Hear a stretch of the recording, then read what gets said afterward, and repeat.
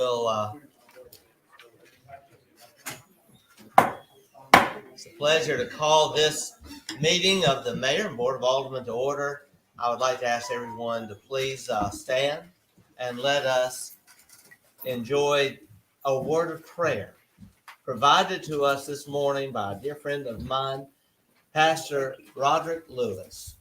Pastor Lewis is a minister in town serving at New Beginnings, and we're so grateful to have him. And Pastor Lewis, if you'll come to the podium and speak a blessing for us this morning.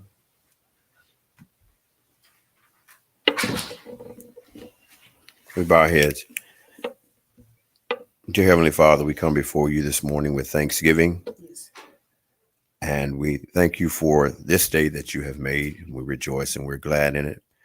We thank you for the words of the great apostle Paul, who wrote to his son in the gospel, Timothy, when he asked us to give prayers and thanksgiving for all men, as well as for kings and all who are in authority, that they may lead a quiet and peaceable life in all godliness and honesty. And we pray, God, that this meeting today would be a success according to your own will. We pray for the city, all those who are in authority, that your blessing would be upon each and every one of us, that the decisions that are made here today are according to your will, your purpose, and your plan for our community and our city. It's in Jesus' name we pray. Amen. Amen. Thank you, Pastor. Now, please join as we together state our pledge. I pledge allegiance to the flag of the United States of America and to the republic for which it stands, one nation, under God, indivisible, with liberty and justice for all. Thank you. You may be seated. We'll ask the clerk to administer the roll call. Okay. Alderwoman Hall. Here. Alderman Frazier. Here. Alderwoman Smith. Here. Alderwoman Irving. Here. Alderman Davis. Here. Alderman Dillon. Here. Mr. Mayor, all are present in the council. Thank you. Thank you so much. We are going to try to get some people up and out of the meeting here at the beginning. We have a number of people here. I'm looking for Mark LaFrancis. I don't see Mr. LaFrancis. We may have had a mix-up on that. I thought he was going to be here. We will pass over that. We are going to go straight to city business. We're going to come back for approval of the minutes. We are going to ask Tremone Smith of Williford, Gearhart, and Knight Engineering to come. I'm looking for Tremone. He's not here. He's not here. Okay, we will come back to Tremone, to Mr. Smith. We do have with us Jeff Wilson, who is with Trinity Capital Investors. Everyone will remember that we had a presentation by Mr. Wilson just last meeting, and we have had time now to absorb the information, and we are ready to proceed with an investment strategy. And so, Mr. Wilson, good to have you back. Thank you, Mayor. And we recognize you at this time. It's good to be back. I appreciate y'all having me. I hope you still have in front of you the proposal we gave to y'all a few weeks ago. There's only a few things I'd like to speak to in regards to that proposal.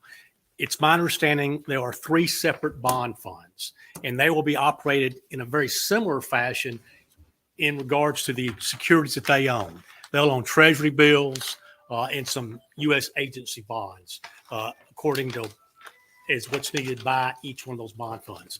They'll have different maturity lives or weighted average lives for each portfolio. The paving bond will be extremely short. In fact, we may keep that as much as we can in cash. Our goal is to keep, as long as the money market funds stay in above 3.75 to 4%, we're going to stay in cash as much as we can for the paving bond, because it's our belief that money is going to be spent relatively quickly. For the construction bond, we'll have it staggered out with 90-day maturities, and inside 90 days, we'll keep those inside of 30 days. point there being whenever the city needs their funds, we won't be able to return those monies to them as quickly as we can. It's our goal to have them back to you within 48 hours of a request. But anything before that, if the contractor needs monies, we'll structure it that way. And the same with the convention center bonds. As monies get transferred, as they are stretching out their contractors' requests, their draws, we will match those draws as best we can, only be a little shorter. We anticipate, since we first came here, we were talking to the mayor and staff about a yield or return to the city of about 3%. Whether it be good luck or not, we think that rate now will be around 4% on the funds, which if you consider just on $5 million, that's about $200,000.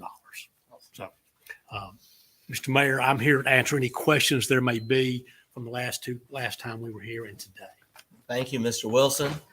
Thank you. And just as a matter of reminding everyone, you are an advisor with many years' experience, and you have all municipal government experience in doing work for the Mississippi Municipal League, the Mississippi Municipal Work Comp Group, and the liability plan for all the municipalities in the state, as well as numerous cities, and also other public institutions Yes, like Alcorn. And we're just so grateful that you've made your services available You're to kind. the city of Natchez. Alderwoman Make Smith? the motion, we approve the agreement with Trinity Capital Investors. All right, thank you. I'm going to ask that you phrase that in a way we approve a resolution allowing, would you state it? There is a precise statement that has to be made, and then I'll recognize your motion. Thank you, Mayor. So that we conform to guidelines as set forth by the OCC, Office of Comptroller of Currency, as well as the Security Exchange Commission, we ask that the city adopt a resolution authorizing the mayor to enter into agreements with both our firm and Trustmark National Bank, which will be the custodian of your firm, of your funds, a third-party custodian. So moved. Second. All right. Is that clear enough? Nick? Made by Alderwoman Smith, seconded by Alderwoman Hall. Discussion on the motion. Mr. Mayor, Yes, Alderwoman I Hall. would just like to say that any assets that are gained through these funds will go back into the bond. It will not go into general fund. It's only for the bond projects, just so the public will understand Yes. if there is any interest gained on This funds. interest earned can be Interest used, earned is yes, gone ma'am. only for the bond projects. And there'll be a positive spread on the first couple of years there, as long as the bond's there. We have an obligation to spend, don't let me misspeak, 80% of the funds within the first 3 years. So it's not like we're going to have the bonds long term. Correct. There's a short- The advantage we gain right now is interest rates have risen so fast, so high over the last 6 months since the bonds were sold, that we're going to get a positive arbitrage there, which is going to mean we're going to earn more on our investments than we're actually paying out on the bonds on the front end. It's a brilliant strategy. Call the question. Okay, the question has been called. We'll proceed to a vote. All in favor of the motion indicate by saying aye. All opposed, nay.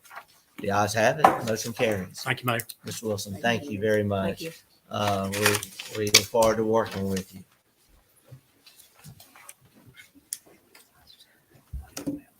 I'm looking to see if Mr. Smith has arrived.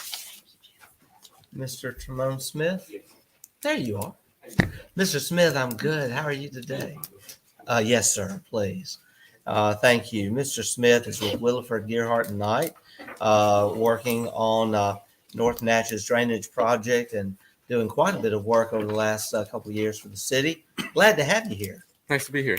Thank you. I just wanted to come today before the city.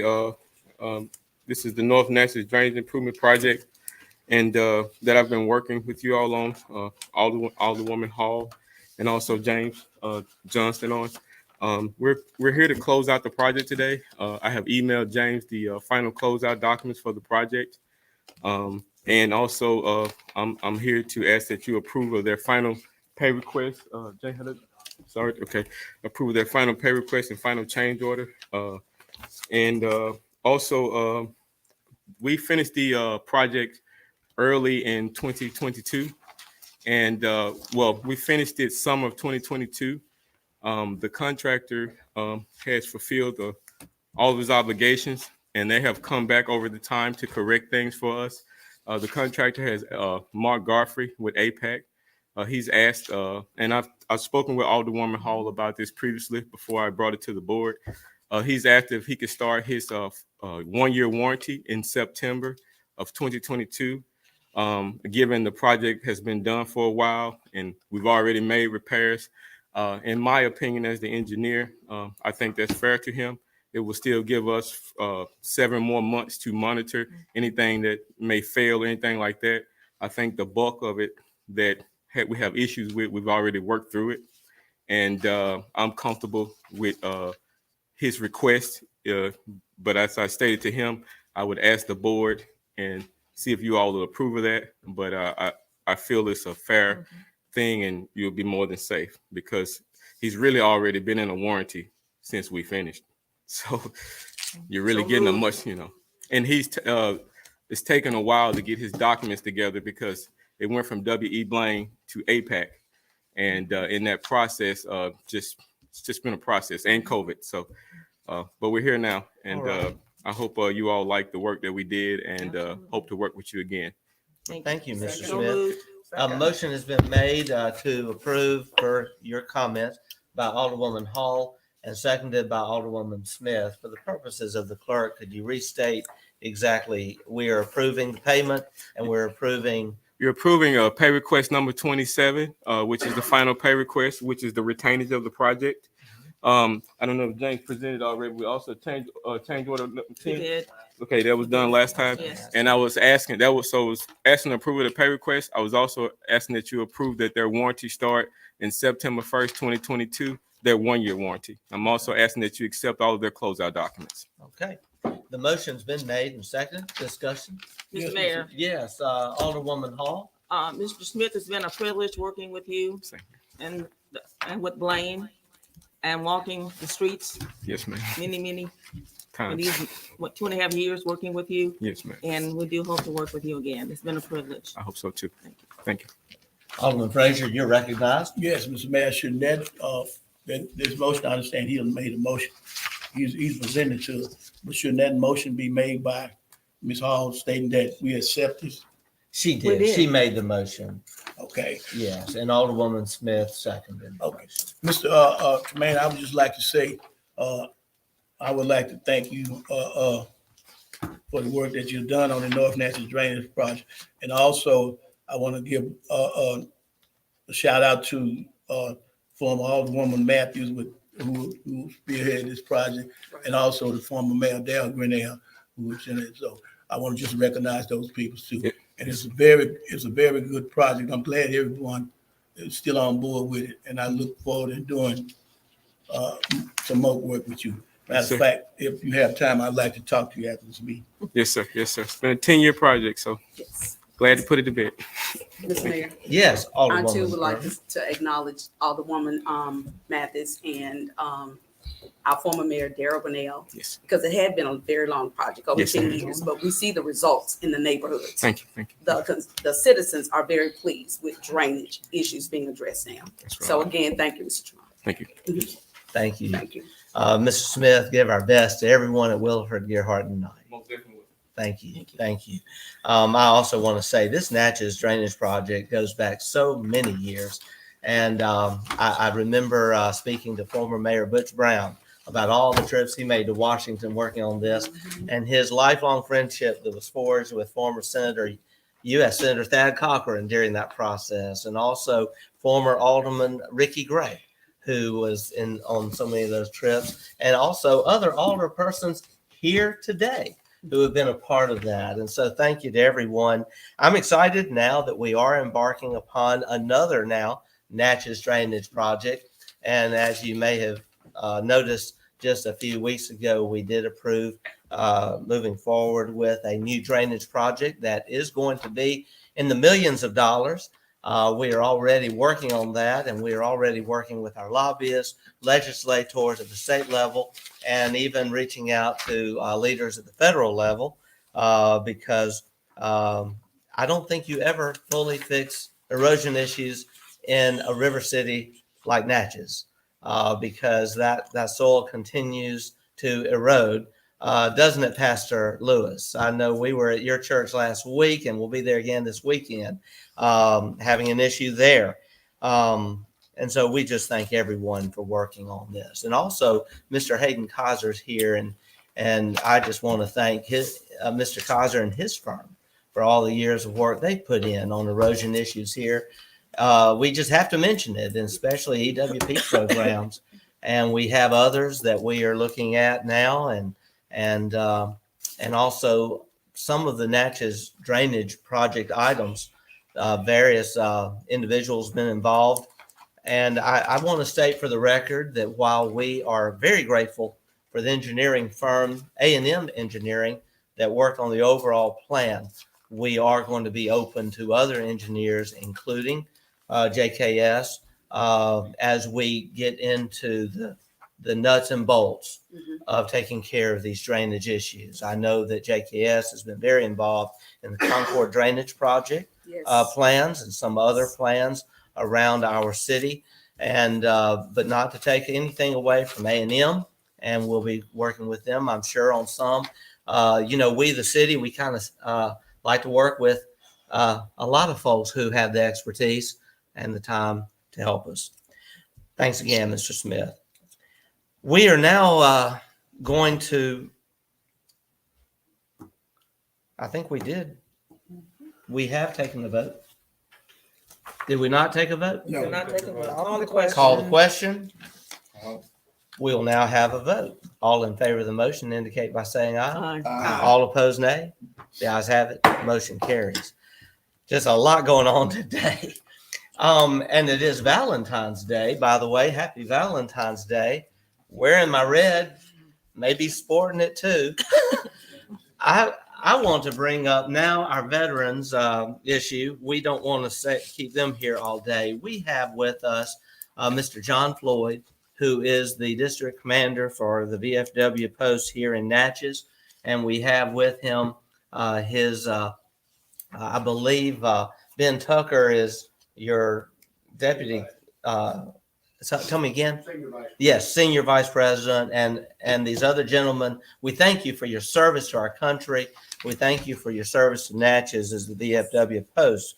We actually have this item on the agenda under other city business, discussion of a new location for the Natchez VFW post. And I'd like to ask Mr. Floyd if he would come to the lectern. I'm going to make a few comments and then ask Mr. Floyd to also report on a recent meeting and vote by the VFW. The VFW for the past, I believe, 30 years has been enjoying a site on the hill there, right at what is the flyover at Sergeant Prentice and adjacent to Walmart in the old Feltus home. That property consists of about 30 acres that belongs to the city, but the city is going to, as a result of legislation passed by the Mississippi legislature in the regular session 2015, the city has been instructed to sell that piece of property. Well, I didn't want to be the mayor who evicted the VFW. It's just not a good idea. And my dad, who was a World War II veteran, would really be frowning down upon me if I was to do such a thing. And so we've been working to find another location for the VFW. And we believe we have found one, and that is the canteen building. The canteen is in Duncan Park. As you know, the canteen was at one time a community center for the city. That canteen building has not been used, though, for some time. It was for a number of years held by another organization. It came back to the city. We are now wanting to consider a proposal to move the VFW into that city-owned building. The city, under our bond, does have funds to renovate the exterior of the building. However, we were considering renovating the interior as a future home for our Parks and Recreation Department. But we are now looking at other properties to house our Parks and Recreation Department. And I did meet with Ms. Sonora Cole this morning. We discussed this. We have some options, but this site will work very well for the VFW. It will provide a space where they can have their meetings, where they can have a kitchen. They'll have an outdoor area for events that they hold. It also will have office space where they can meet and provide services that are very important to veterans in our community. We know that we have mental health issues on the rise as a result of some of the conflicts our country has been in recent years. And the VFW provides a very valuable service to our community and to these veterans. So we would like to propose a motion that would allow the city attorney to prepare an agreement that would allow the VFW to occupy the canteen building at Duncan Park. There are several points to this. We would propose that the city would maintain the exterior and take care of the exterior renovations that are needed. And the VFW would take care of the interior and any renovations needed on the interior. In return for this, the VFW would be entitled to the income for renting that facility and making it continually available for members of the public to enjoy. Also, they would continue operating it as a voting precinct, and it would continue to be a voting precinct. And there are examples across the country of VFW locations that are also used as voting precincts. The city would, continue to take care of the insurance and utilities at that location, but we might need to consider the utility bill at some point. That is a matter we can discuss. Also, it is understood that the old portion of that building that was the old dairy building for Auburn is not a part of this transaction. Not that it will be used immediately. It contains a kitchen. It contains 2 bathrooms that can be utilized by the VFW, but only for so long as that building is not being incorporated as a part of Auburn. We are told that plans are there sometime in the next 2 to 3 years that canteen will be renovated and made a part of the Auburn tour. And at that time, the VFW would have to, at their expense, provide for kitchen space and other bathroom spaces inside.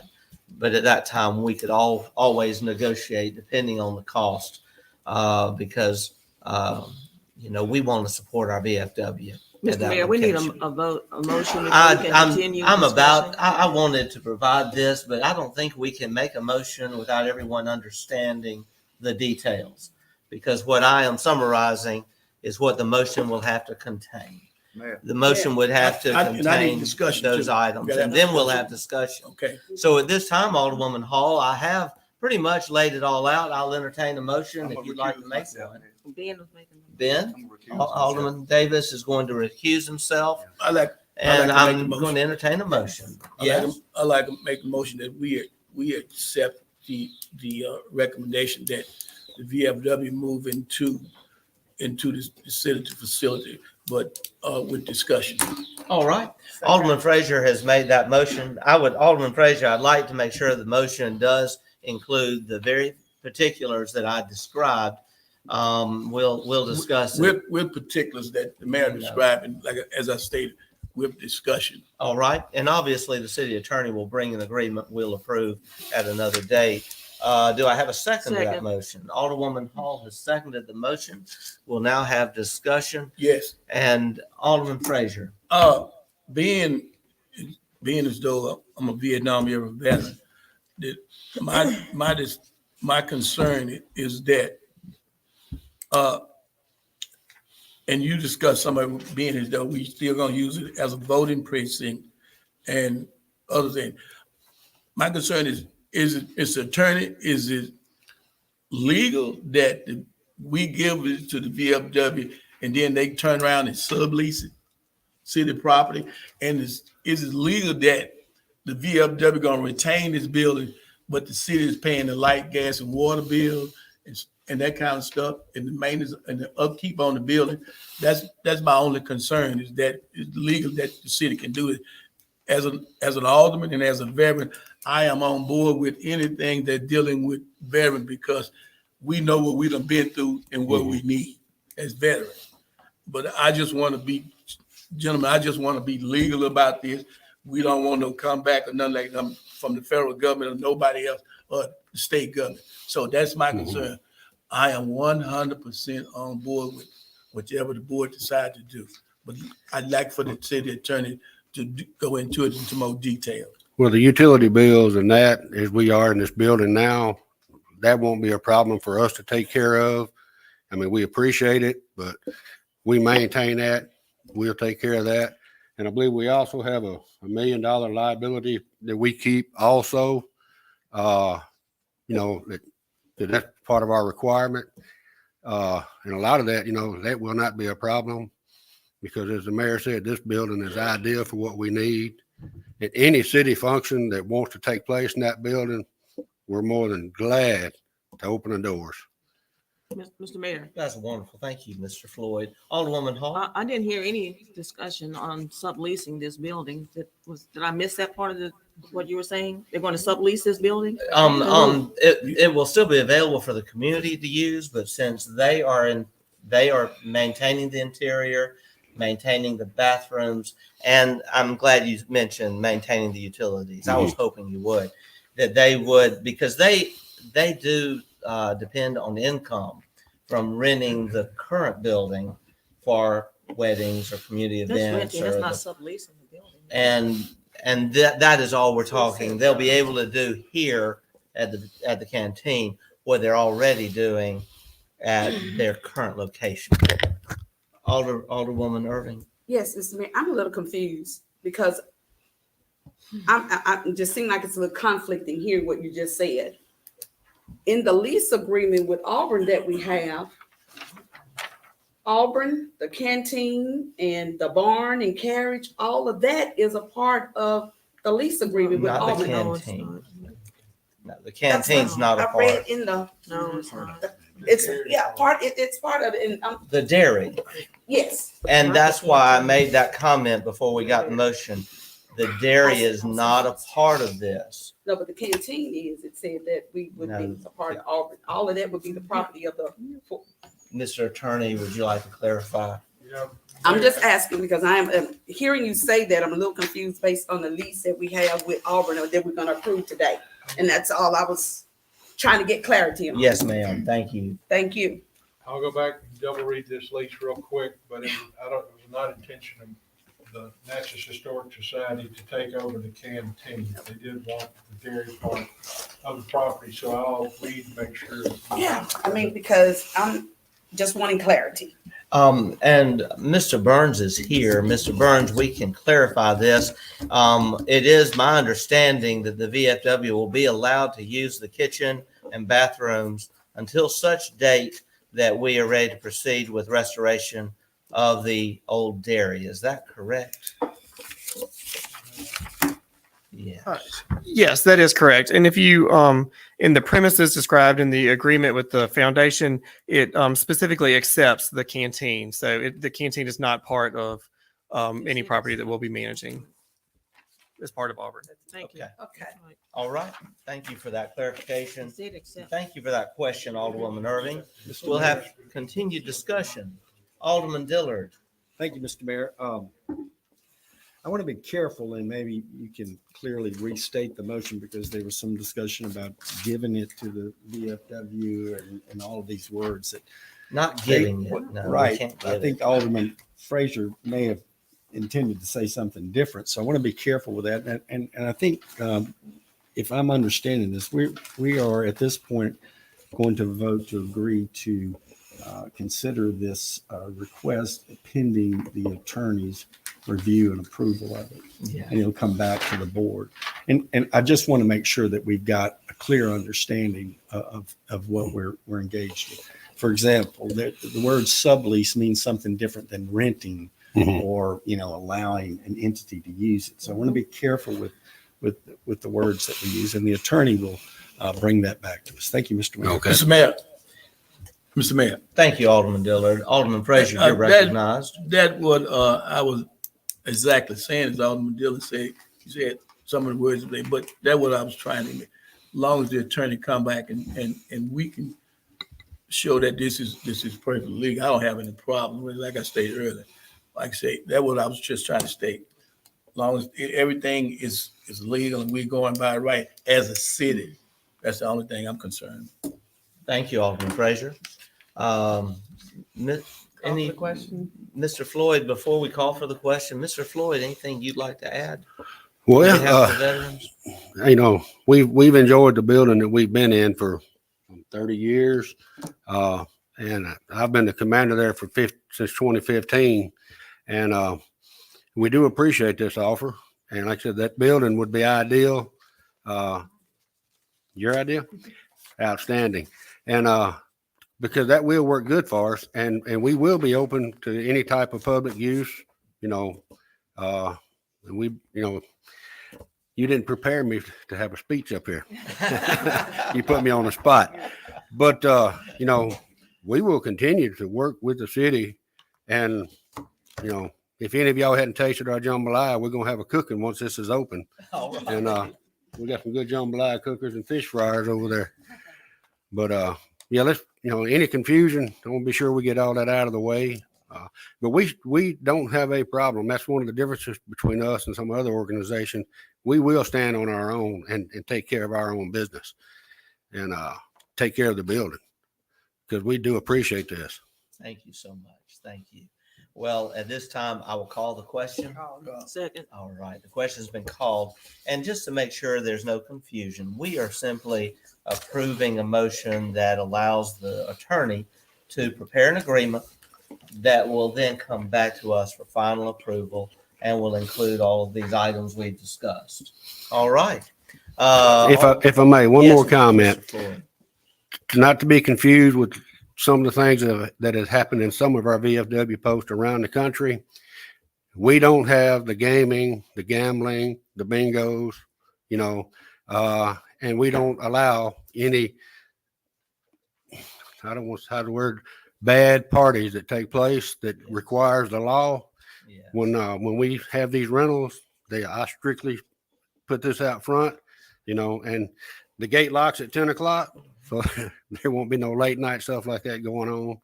And we will maintain, if we have to, if it's me, we will have security and protection there. So nothing like there's some of the things that have happened, because there's been a lot of comments that it's just a bunch of old men up there drinking beer. We're not. We don't have that type of operation. And when we have a function, we don't even provide alcohol. Any of that is BYOB. We provide the drinks, but we don't provide alcohol for none of our functions. And most of y'all are quite aware, Larry's got the shirt on there. We sponsor the POW. We really appreciate that. All right, we'll now proceed to a vote. All in favor of the motion indicate by saying aye. Aye. All opposed, nay. The ayes have it. Motion carries. Thank you so much. Thank you. Mr. Floyd. I'm going to ask Alderman Davis to come back in. Alderman Davis recused himself because he is a member of the VFW. And I would also like to, at this time, ask all of our veterans to please stand and let us thank you for your service to our country.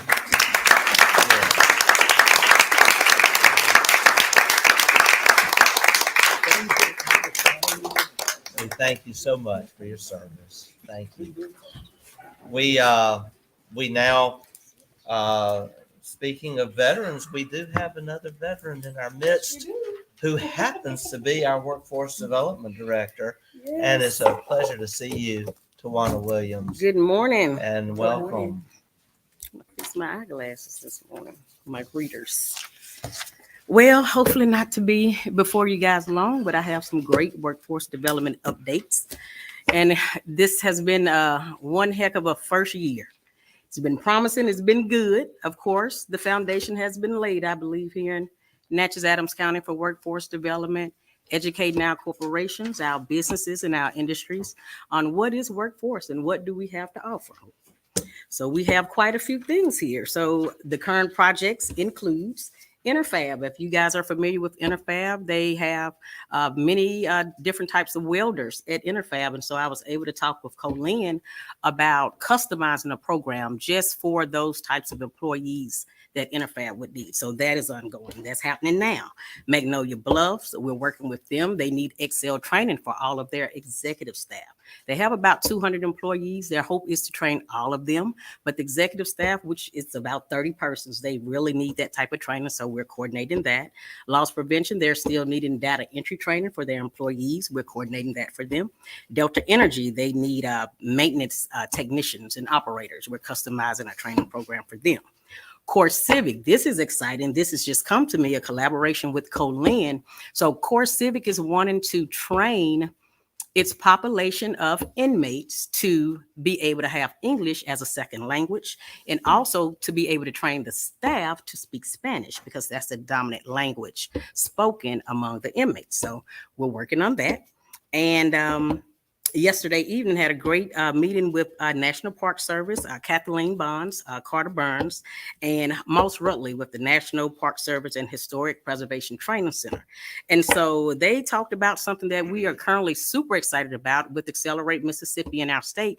We want to create apprenticeships, of course, in the areas where we're lacking terribly: plumbing, electrical basics, HVAC, carpentry, masonry. And so that is something that we're going to actually, we already have a proposal working. So we were able to give Carter and Kathleen and Moss some information about that should be a program that we should see happening in the next 6 months.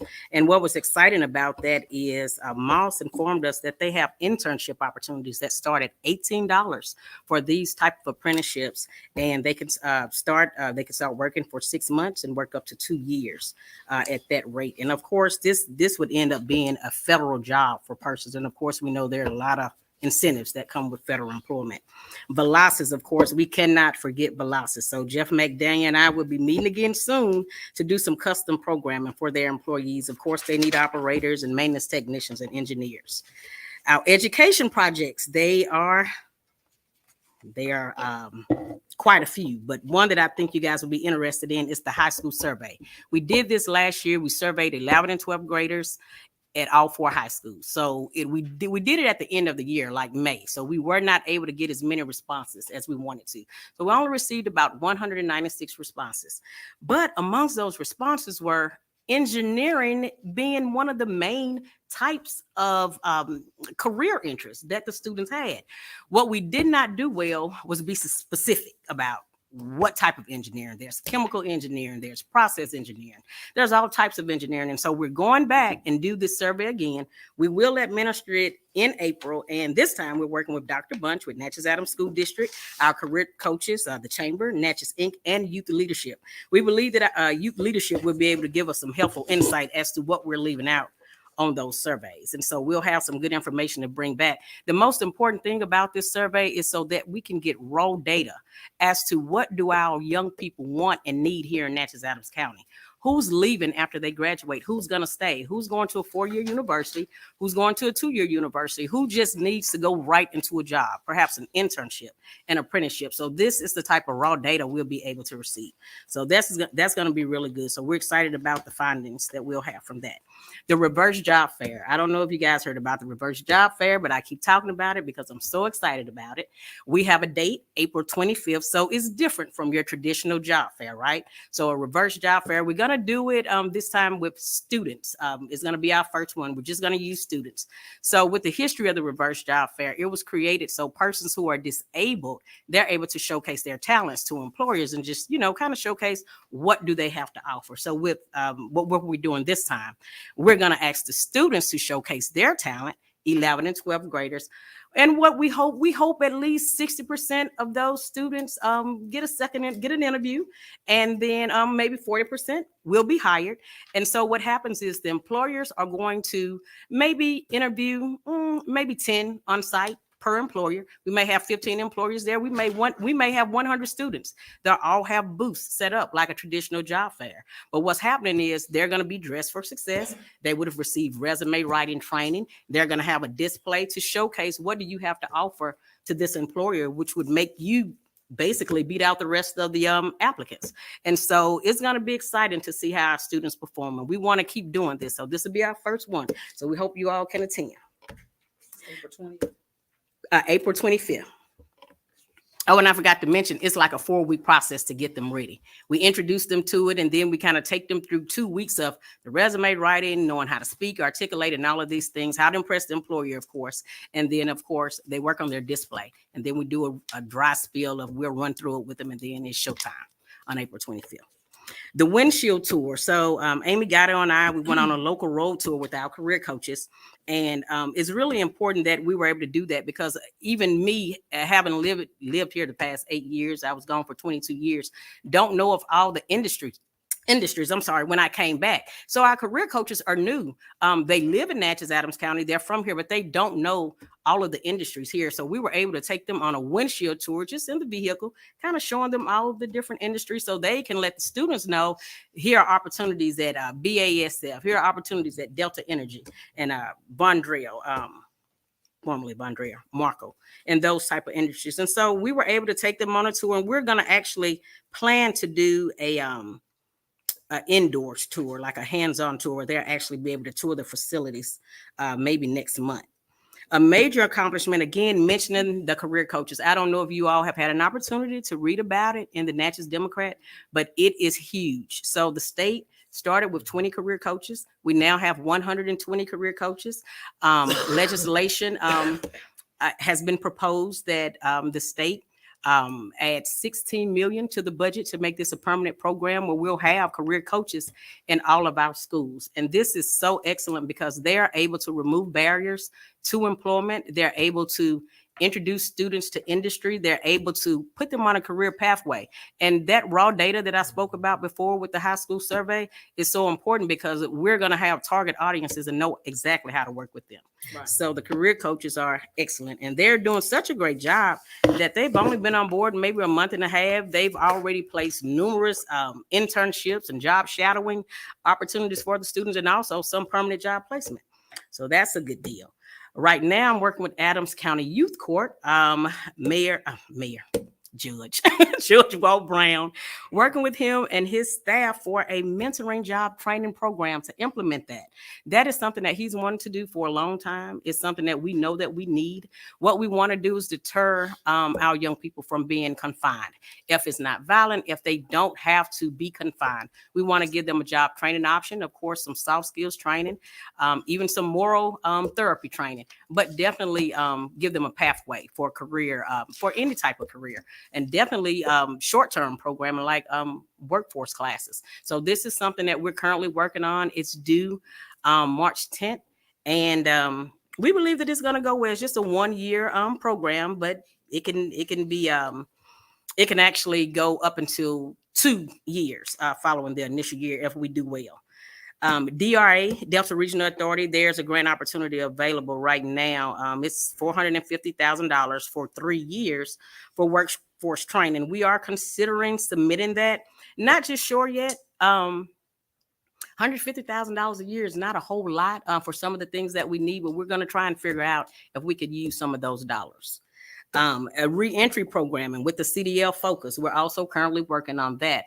There's a group called Emerge Career who we are also talking to with Robin Parker at Central Mississippi Planning and Development, because there are some ARPA funds available to incorporate a CDL program here for ex-offenders. Of course, we are surrounded by prisons, and some of the people are coming back home and some of them are just migrating here and they're homesteading here, and we need to be able to help them have a job.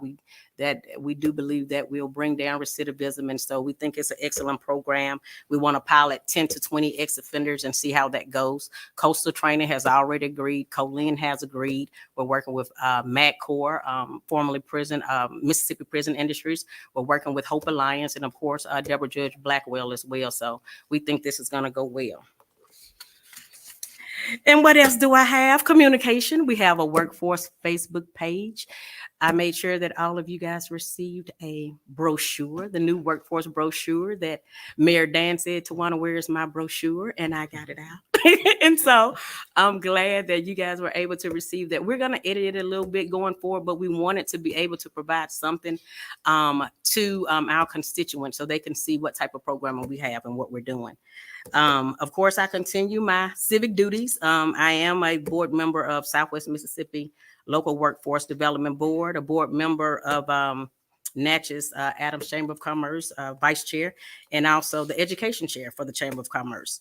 And so some upcoming events are industry tours, as I mentioned before. We have a spring job fair that we're hoping to do to conduct in April for our local employers. And then, of course, we're going to do our annual fall job fair with the Governor's Job Fair Network. Last year, we were able to, there were 41 job placements as a result of that job fair. So that was good stuff.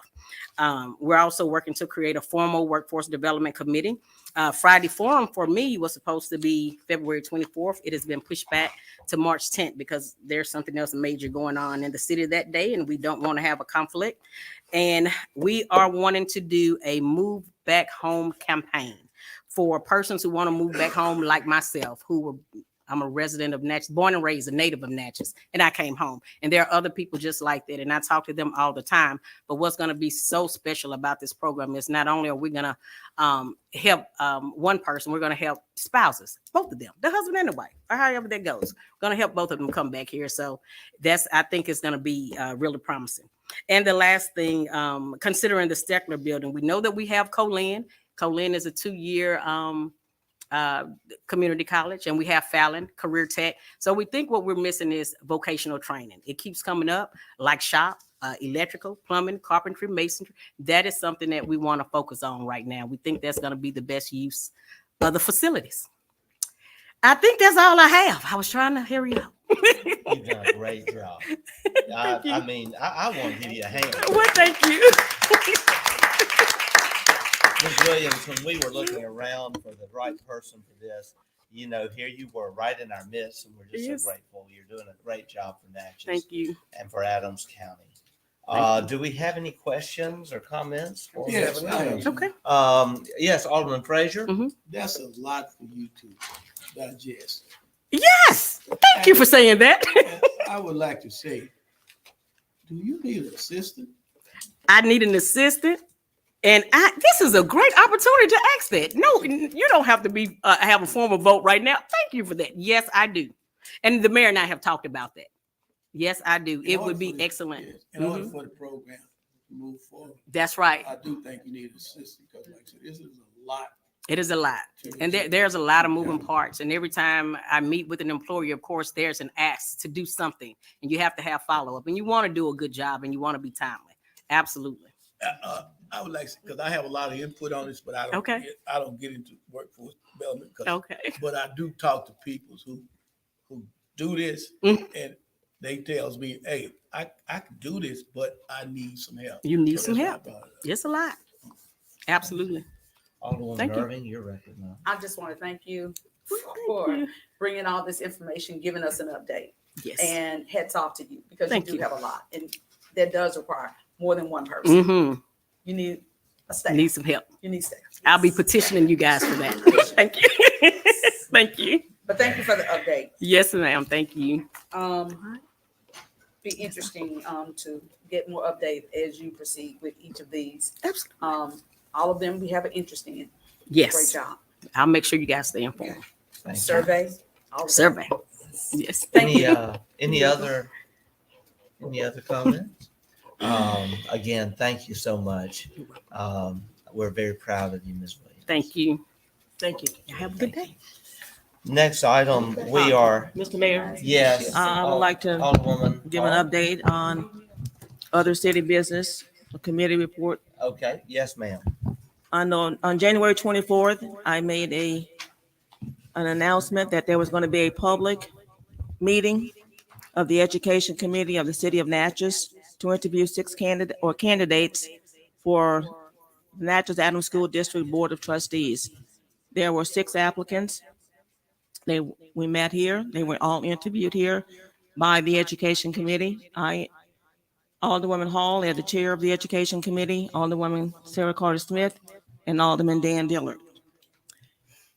Another meeting was not held after that meeting. I did ask them to score the applicants, to give me their scores, and then we will bring this to the board. So there were the 3 people who had the highest composite scores. Those people are Mary Leslie,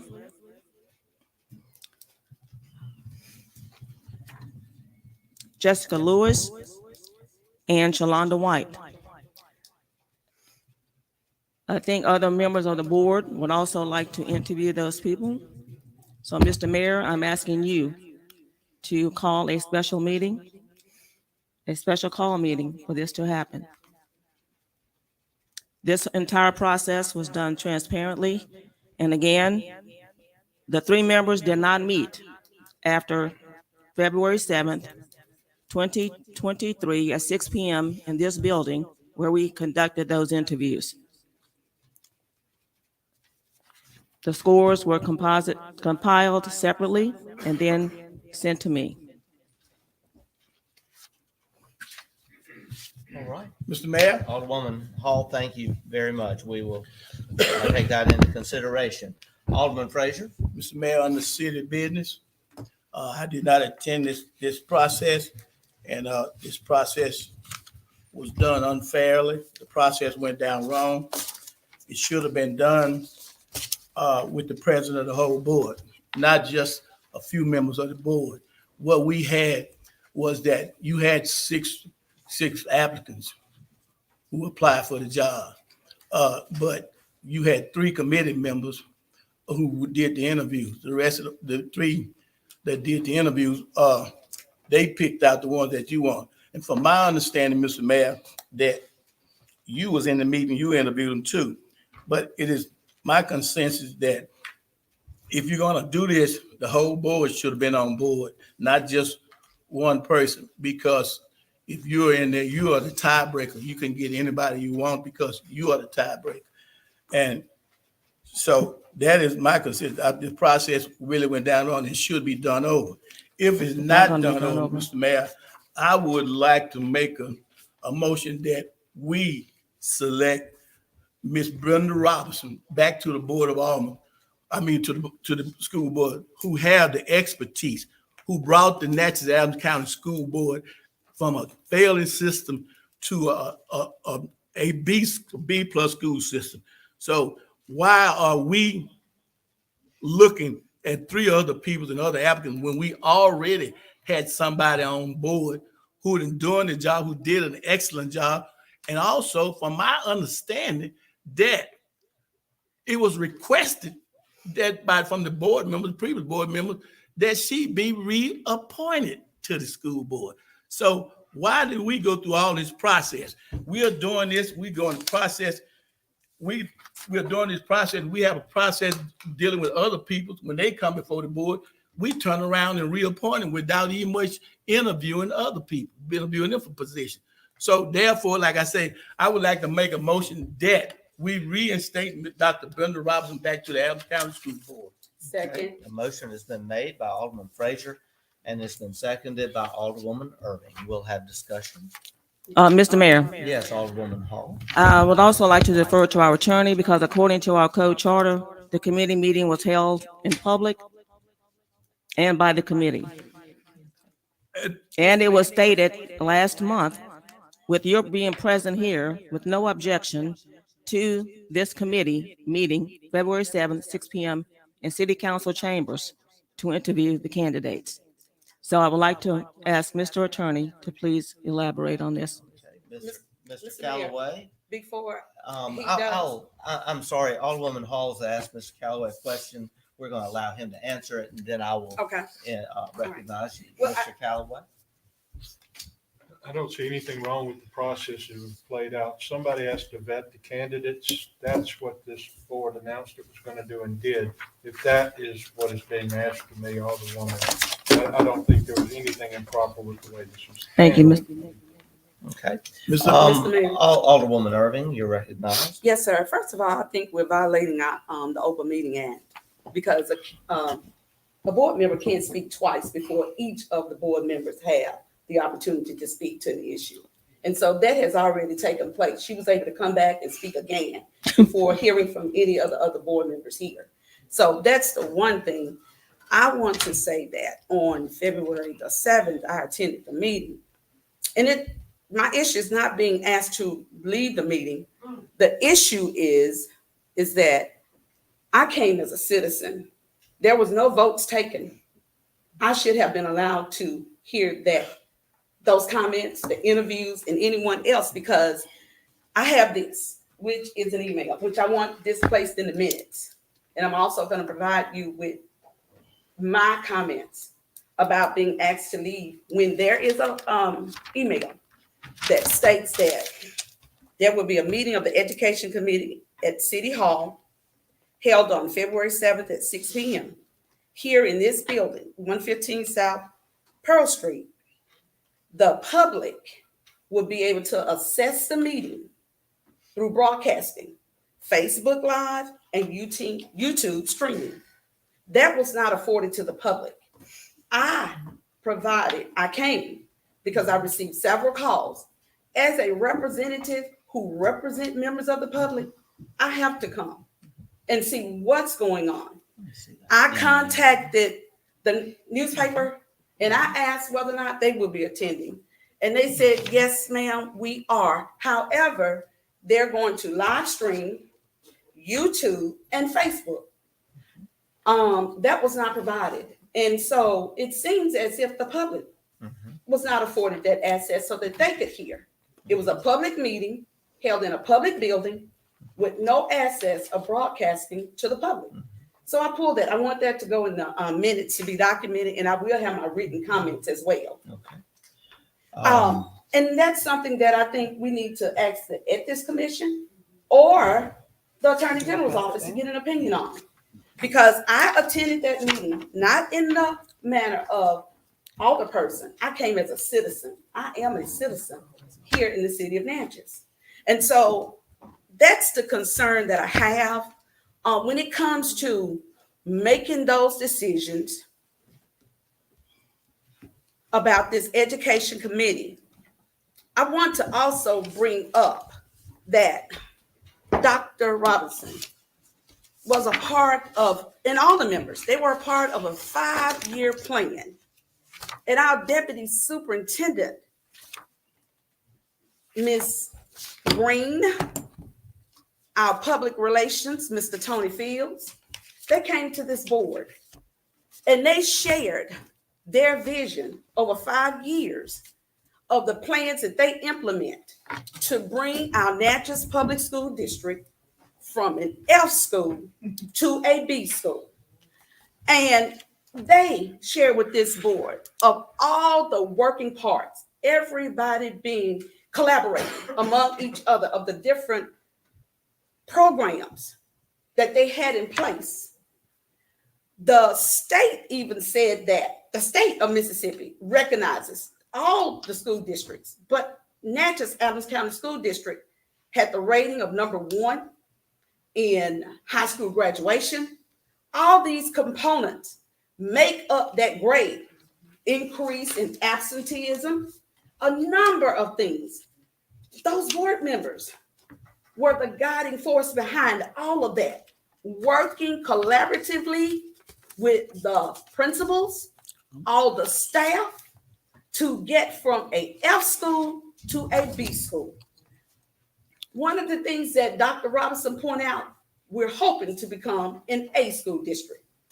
Thanking the parents, the student body, all of them, because everybody, and I just thank God that parents and student body bought into what the mission of the board was. Parental involvement, providing the tools that our students needed to feel success. Recently, read in the paper how they're implementing programs so that our student ACT scores will increase as well. Now we have the coaches, and that's truly a great thing. That's going to put a different face on absolutely every aspect of education in the school district. So my concern is why fix what's not broken? Why fix what's not broken? We have someone who have the education, has the experience, has the knowledge, and has the wherewithal to remain on that board, because it takes a lot to be on a board. It's tiresome, but she has put forth the effort to continue to move the Natchez Adams County School District forward. And thank you, Dr. Brenda Robinson. You're here in this audience today. Thank you for your fast forward thinking, and no disrespect to any of the other candidates, but the process was not done fairly to this entire board.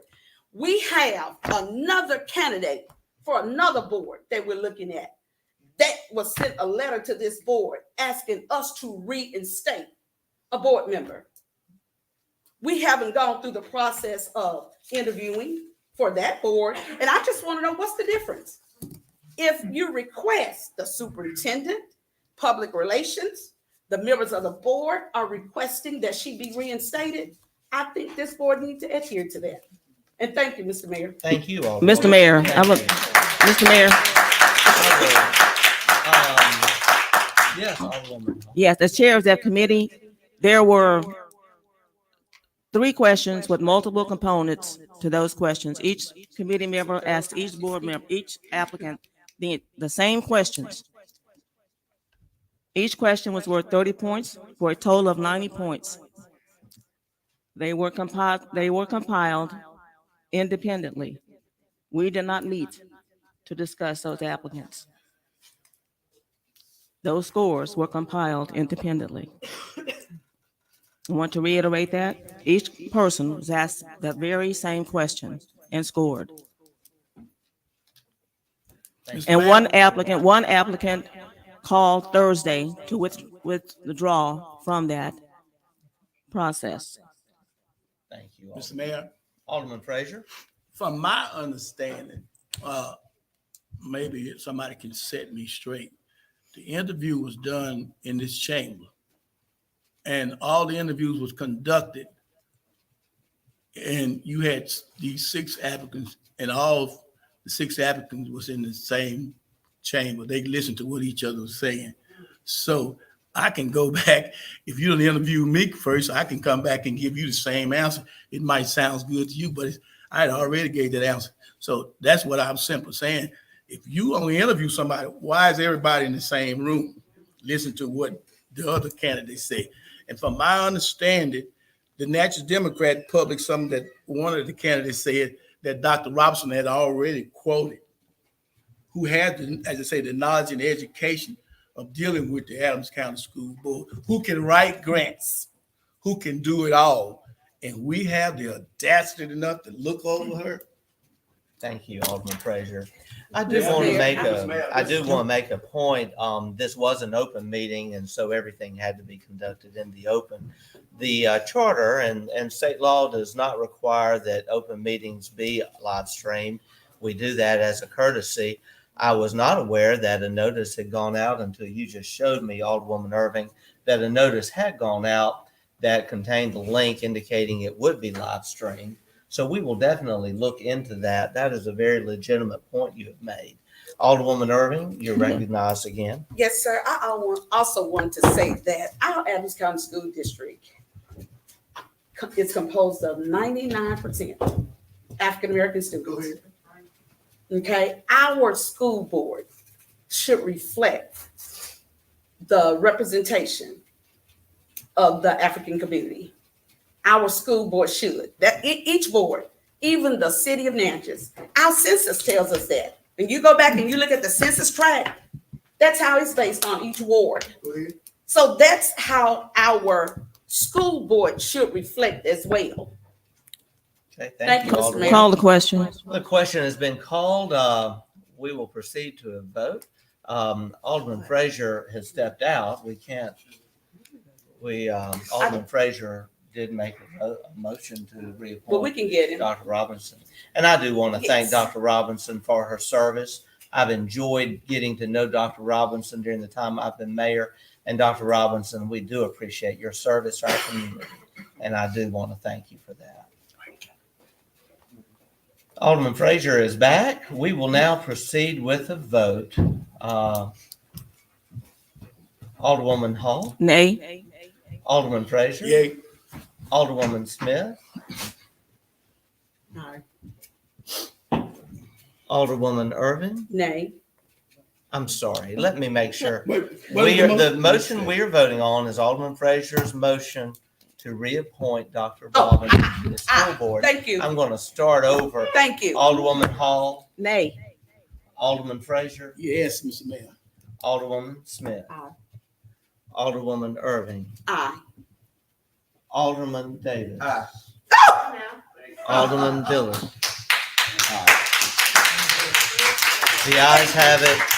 Thank you. Motion carried. I want, Mr. Mayor, I want it for the record that this process was done legally according to the code charter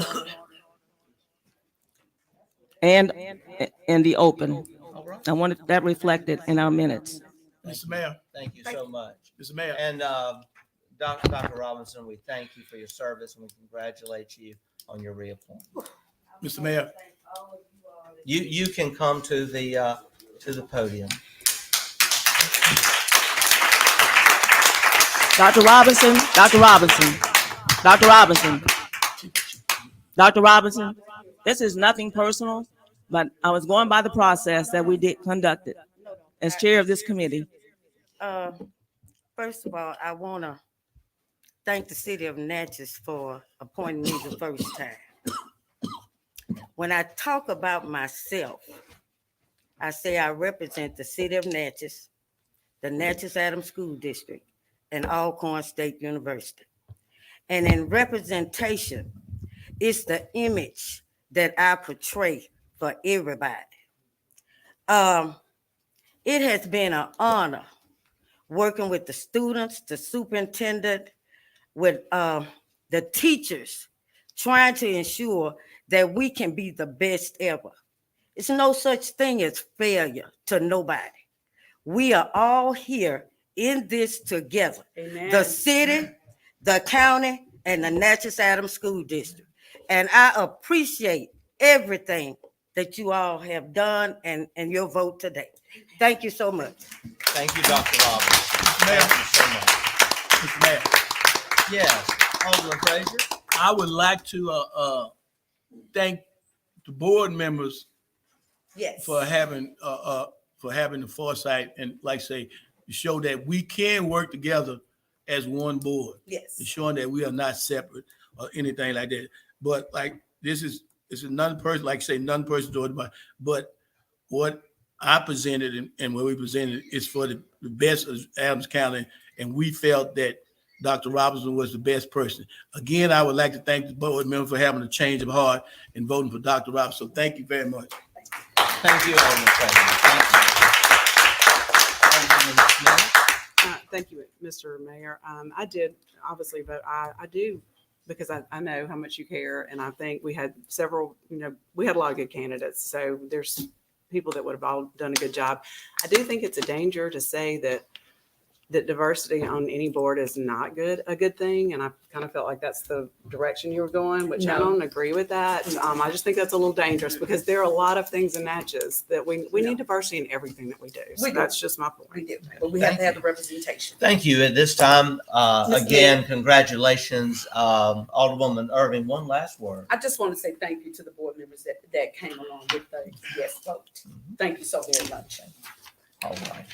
Thank you so much. And again, congratulations, Dr. Robinson. Look forward to continuing to work with you. We will now move to the, we do have Mr. Carter Burns has been patiently waiting. Mr. Mayor. And yes. And one other thing. Yes, Alderwoman. We need to clearly get this on board with what committees do and how they're handled, because it's just going back and forth and it is confusing everybody. We've got to, I think our charter says it, but if we're going to do it, we're going to do it or we're not going to do it. We've got to do something to figure this out. I agree. Make We it a will clear definitely have process. those discussions. Thank you. So I'm tired of we- this. We will definitely have those discussions. Thank you. Very much. Mr. Mayor. I Yes. do want to say these Yes, two Alderwoman. commissions on, have Mr. Mayor. created a hostile environment for us to work together. Yes. That's what has come about with Well, the small commissions. It's committees set up our code charter and we're just following. But it's optional. We are going to move on. Move on. Mr. Carter Burns is here. And Mr. Burns, I know you have some other things to get to. We have on the agenda the approval of the Auburn contract. We're ready to get that done. Yes, the only thing that's changed is the clause that was discussed at the last meeting, and I think Mr. Callaway inserted that into the agreement, and everything else in the agreement stayed exactly the same. Mr. Mayor, All right. A I motion. move the lease agreement be approved by this board of aldermen. Motion made by Alderwoman Hall. Second. Seconded by Alderman Dillard. Discussion on the motion? Yes. Yes, I did Alderwoman have, Irving. Some items. Let me just make sure I have that document in my hand. And I do apologize. And my concern was just looking at the information. Can I borrow your contract? I have it right in my hand. Or you can come back to me, but I do have comments I do want to address. While we're waiting, any other discussion or comments? On the Oh, I have it. It's right here. Okay, Alderwoman.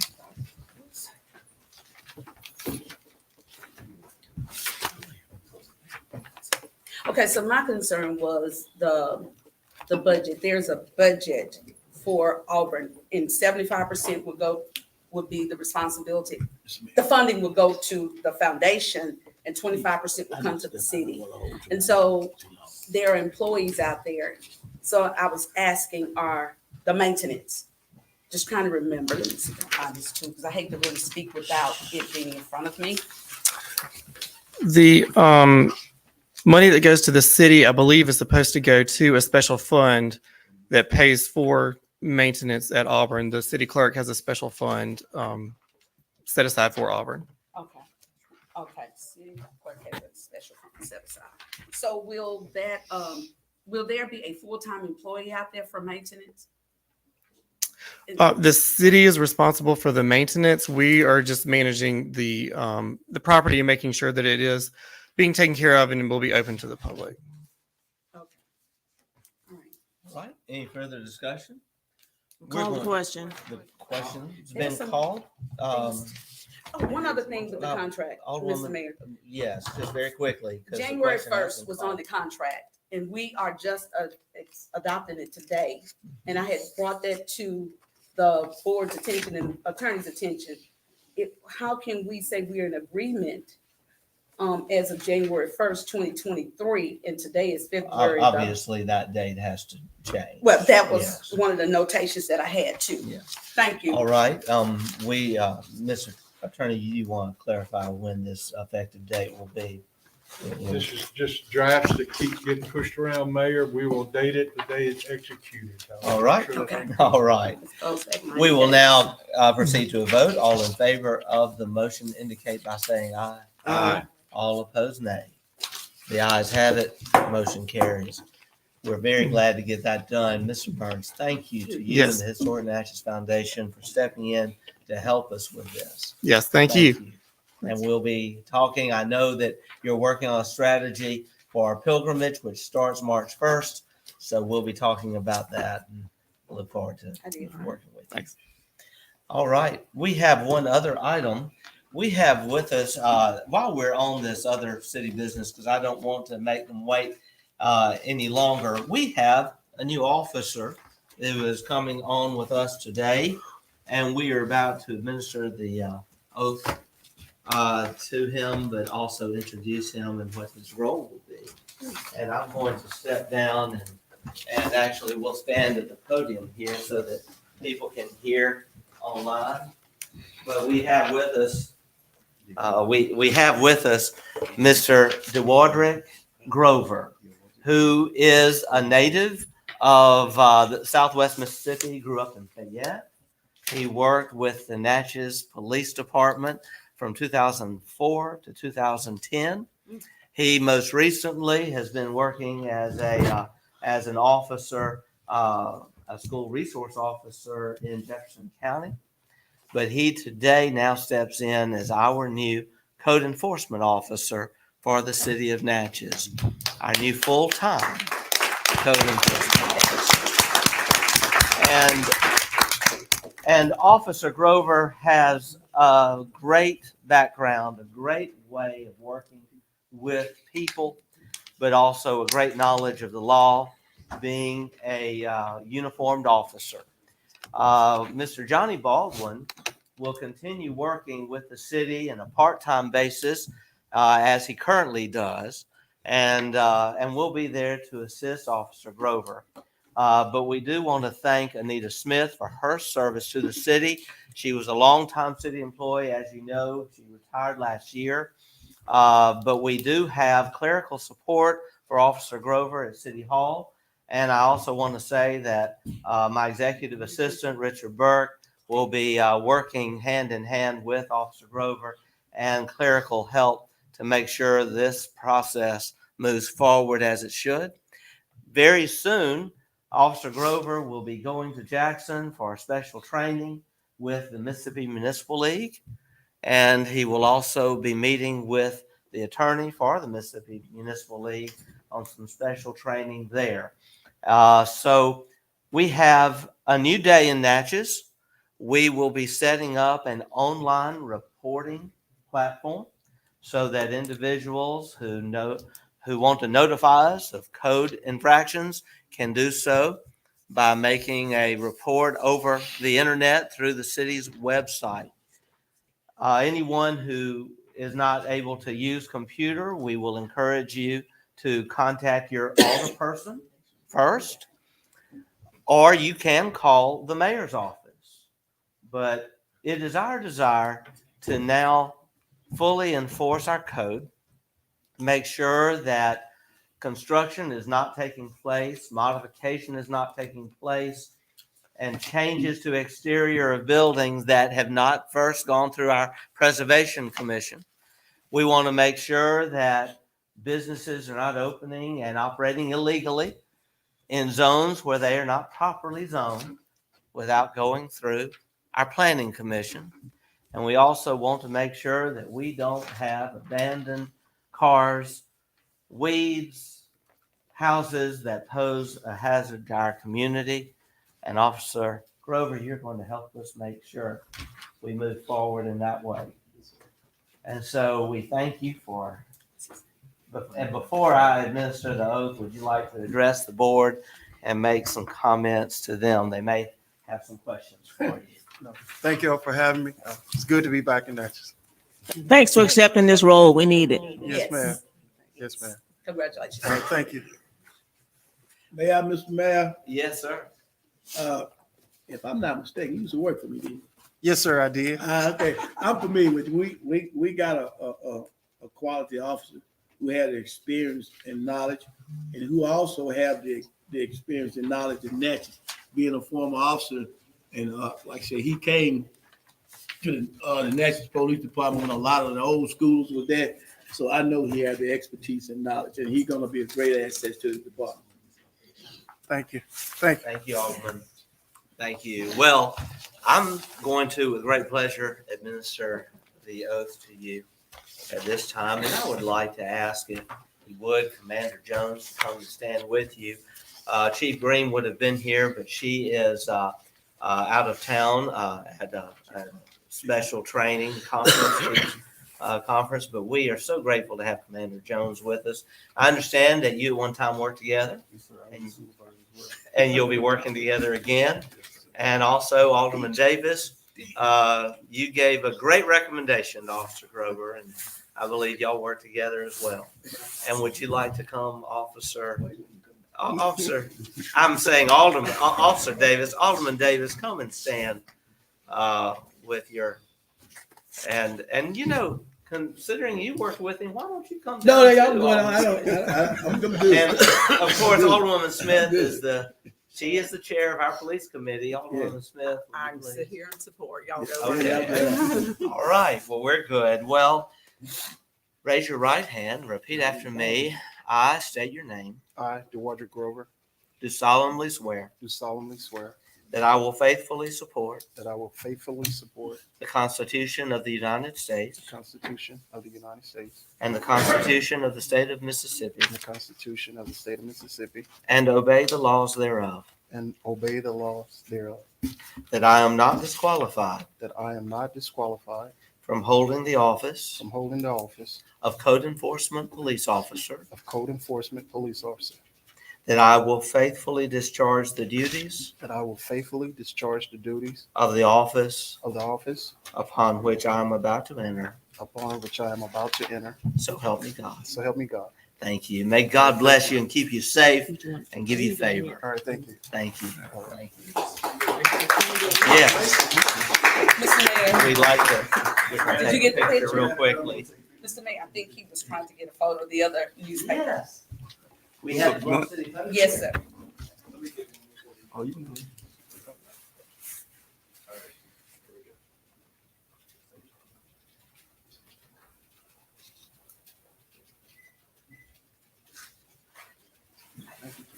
Thank you again. Thank you, officer.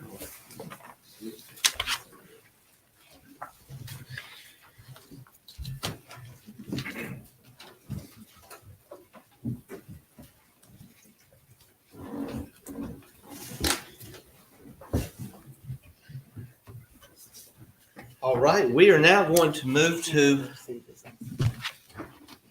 What's that? And I think we are done with our city business.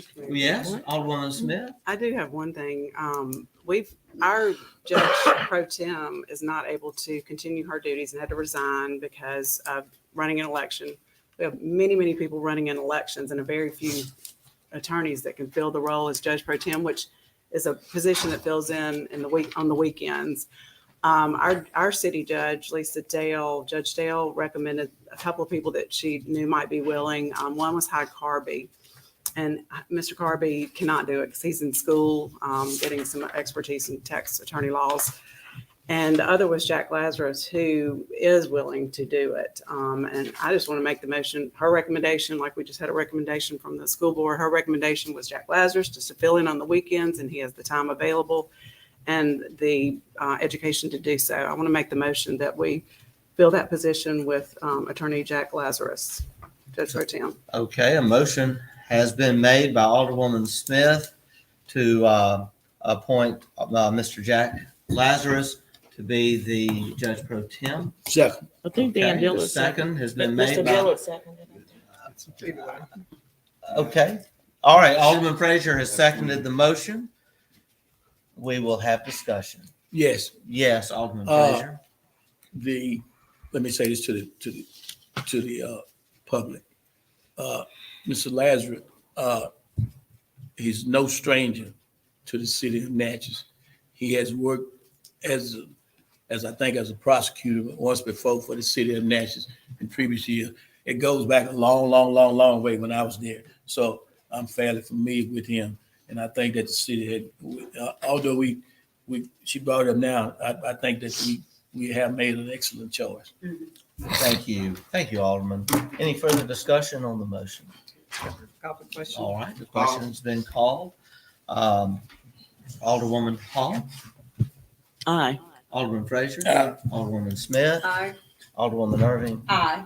Alderman Davis. Aye. Alderman Dillard. Aye. The ayes have it. Motion carries. Thank you, Thank you, Mr. Mayor. Alderwoman Smith. Thank you.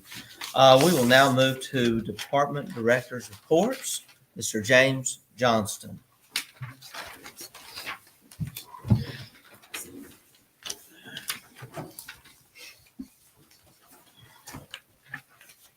Afternoon, Mayor and Board. Hello. Provided y'all a draft of my report this past Friday. There were some changes that'll be notated or noted on the screen above, but only a few. Morgantown Road Drainage and Reconstruction Project. That is what I recently awarded Mississippi Municipality and County Water Infrastructure Grant Program. Staff is requesting a motion to accept the DEQ subaward agreement for this drainage improvement project. Allow the mayor to sign the agreement and staff to upload the agreement to the designated DEQ portal. A breakdown of the monies is shown on your respective reports. Total project budget, the MCWI funds awarded, and the local match, which must be with ARPA monies. And you see how they are divided, and all this was brought to the board previously. So moved. Second. Motion made by Alderman Davis, seconded by Alderwoman Irving. Discussion. This on this, Alderman Frazier. on this, and we're gonna approve it, but, you don't have a date when they're gonna start or do? We will, Date or what? well, not to present to you today, no, sir. I mean, it'll Okay. probably be within the next, 4 to 8 weeks, Okay, as far as advertising is concerned. Okay. because that's a great concern. When people wanna know when they wanna get started. It is a great concern, and we're grateful that IMS Engineering is moving forward on that, working with the city and county. And in conversation with supervisors, including Supervisor Gaines last week and also Supervisor Gray, we understand that the beginning of this project is soon. Couldn't be soon enough. We'll call for the question. Call. Second. We will now proceed to a vote. All in favor of the motion indicate by saying aye. Aye. All opposed, nay. The ayes have it. Motion carries. Next item. Staff is requesting a motion to enter into a professional services agreement with IMS Engineering to provide construction, engineering, and inspection services for this drainage improvement project, subject to the review and approval of the city attorney. What's the pleasure of the board? So moved. Second. Motion made by Alderwoman Hall, seconded by Alderwoman Smith. Discussion. Call the question. Question's been called. We'll proceed to a vote. All in favor of the motion indicate by saying aye. Aye. All opposed, nay. The ayes have it. Motion carries. Thank you. Next item. Silver Street Drainage and Utility Upgrade Project. Staff is requesting a motion to accept the DEQ subaward agreement, allow the mayor to sign and staff to upload the agreement. And you see a breakdown of the project funds, total project cost, MCWI monies awarded, local ARPA match, and third-party match. What's the pleasure of the board? So moved. Second. Motion has been made by Alderman Hall, seconded by Alderman Davis. Discussion? Mr. Mayor, Yes, Alderman Dillard. I'm, just curious when looking at these two projects, since they're right here together, is that there's no participation or even a request for participation from the county of Adams to participate Well, Adams Yeah, County is praise the participating in the first one. First one they are. on Silver Street. No, sir, I don't know if they were asked, but I mean, there are no documented funds from Adams County. So please record that in the records. Thank you. Thank you, Alderman Dillard. Further discussion? Call the question. Question's been called. We'll proceed to a vote. All in favor of the motion indicate by saying aye. Aye. All opposed, nay. The ayes have it. Motion carries. I have added the next portion I'm about to recite to the board. It is available on the screen in yellow. Proposals for construction, engineering, and inspection services were received by the city of Natchez at 10:00 a.m. on Thursday, February the 9th, accepted and taken under advisement to be reviewed by a committee appointed by the mayor. 3 firms submitted proposals: JKS Engineering and Surveyors, IMS Engineers, and Volkert. The 3 firms, Volkert received the highest score, totaling 286. Based on the recommendation of the review committee, staff is requesting a motion to utilize Volkert to provide CE&I services for this capital improvement project. So moved. Motion made by Alderwoman Hall, seconded by Alderwoman Smith. Discussion? Yes. Yes, This is Alderwoman the Irving. same thing I know as the paragraph above. I'm going back up. I'm just looking at local opera match and the WCWI funds award, same dollar amount. Correct. They were dollar for dollar required. Okay. Okay. All Thank right. you. Thank you. We I will do. call, I we'll do. call the question. Called. We'll proceed to a vote. All in favor of the motion indicate by saying aye. Aye. All opposed, nay. The ayes have it. Motion carries. I do want to thank Mr. Hayden Kaiser for putting in a proposal for this. Obviously, we've had a lot of experience already in this project with Volker, but Mr. Kaiser, we do appreciate JKS. And we They should be doing it. It's their project. but we look forward to working with you on more projects in the time to come, because you are a local employer and a long-standing local firm, and we appreciate you. Mr. Johnston? Staff is requesting a motion to execute a professional service contract to provide CNI services with Vulcan Engineering for this project. And they have been procured following our approved policies and procedures for procurement using federal grant funds and state and local fiscal recovery funds via the 2021 American Rescue Plan Act. Pleasure of the board. It's the pleasure of the board. Motion made by Alderwoman Hall. Yeah, what is it? Quite didn't understand what the motion was. This, To bring on and sign a contract with Vulcan. all right, I Provide the thought we services. already had a motion on that.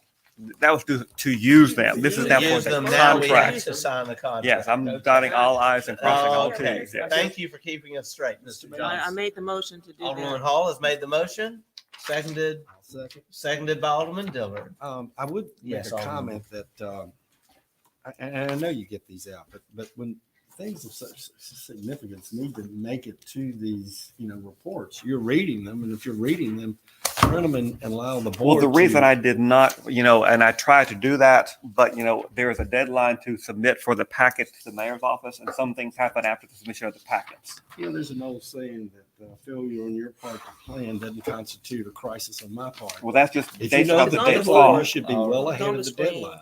Well, if you What have something we'll due do- on Thursday Yeah, at well, there's too noon, many of those. Alderman There's too many Dillard, reports without the we'll information. do our best when there is a change report to get that out to the board. You do make a good point. Thank you.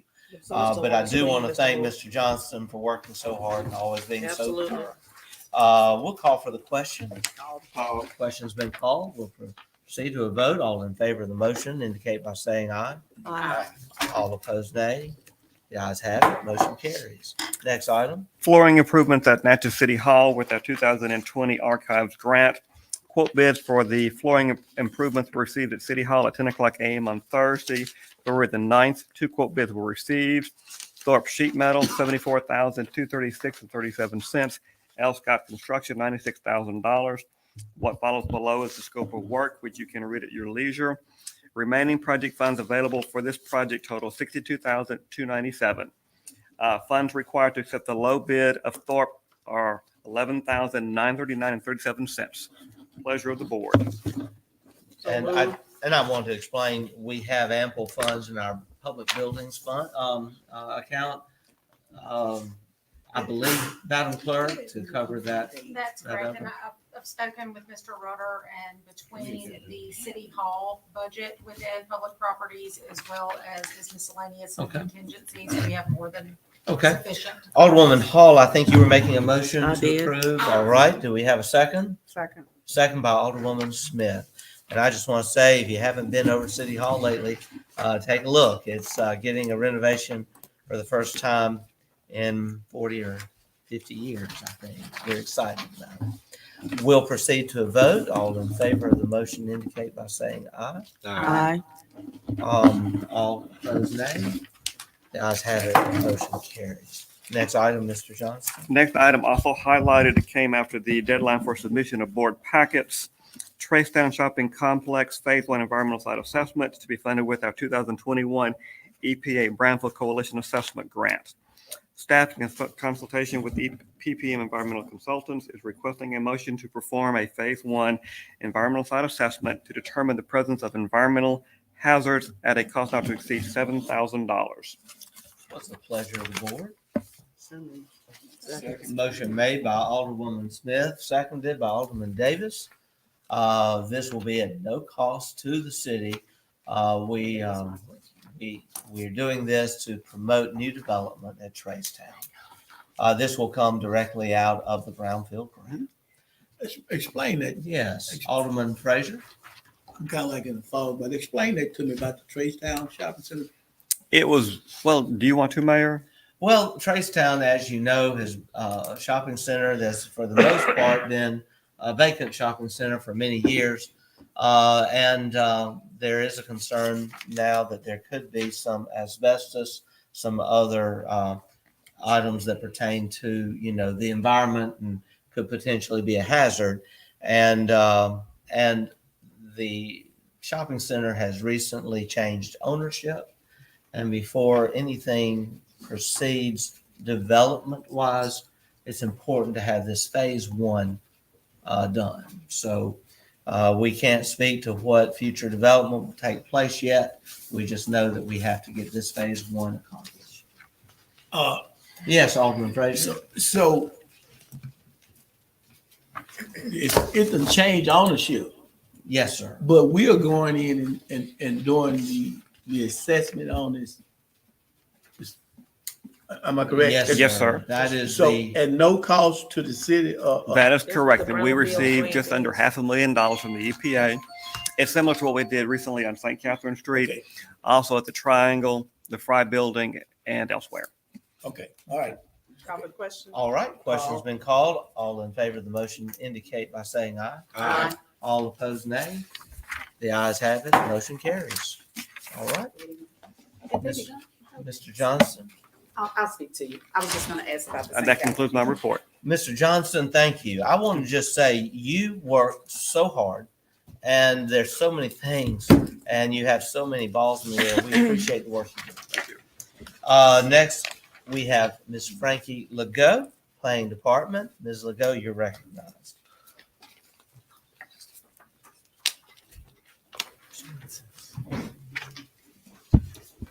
This is a travel request for me to attend the 2023 National Planning Conference of the American Planning Association, which is April the 1st through the 4th in Philadelphia, Pennsylvania.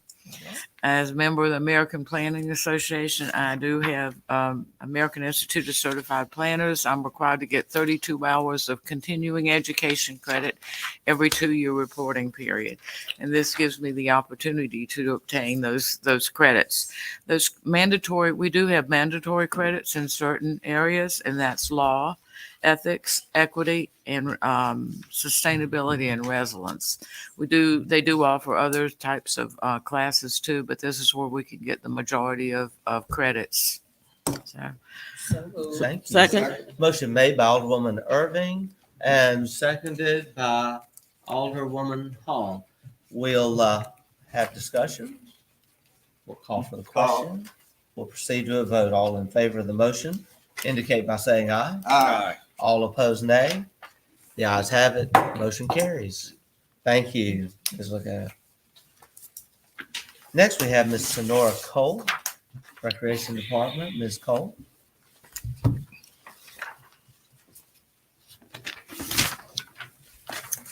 Good afternoon and happy Valentine's Day to you all. Happy Good Valentine's afternoon. Happy Valentine's Day to you as well.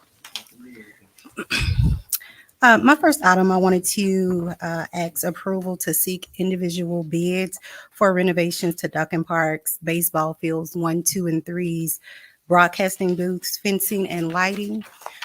We wanted to do individual bidding because we wanted to make sure that they were all completed by the time that we finished our baseball fields.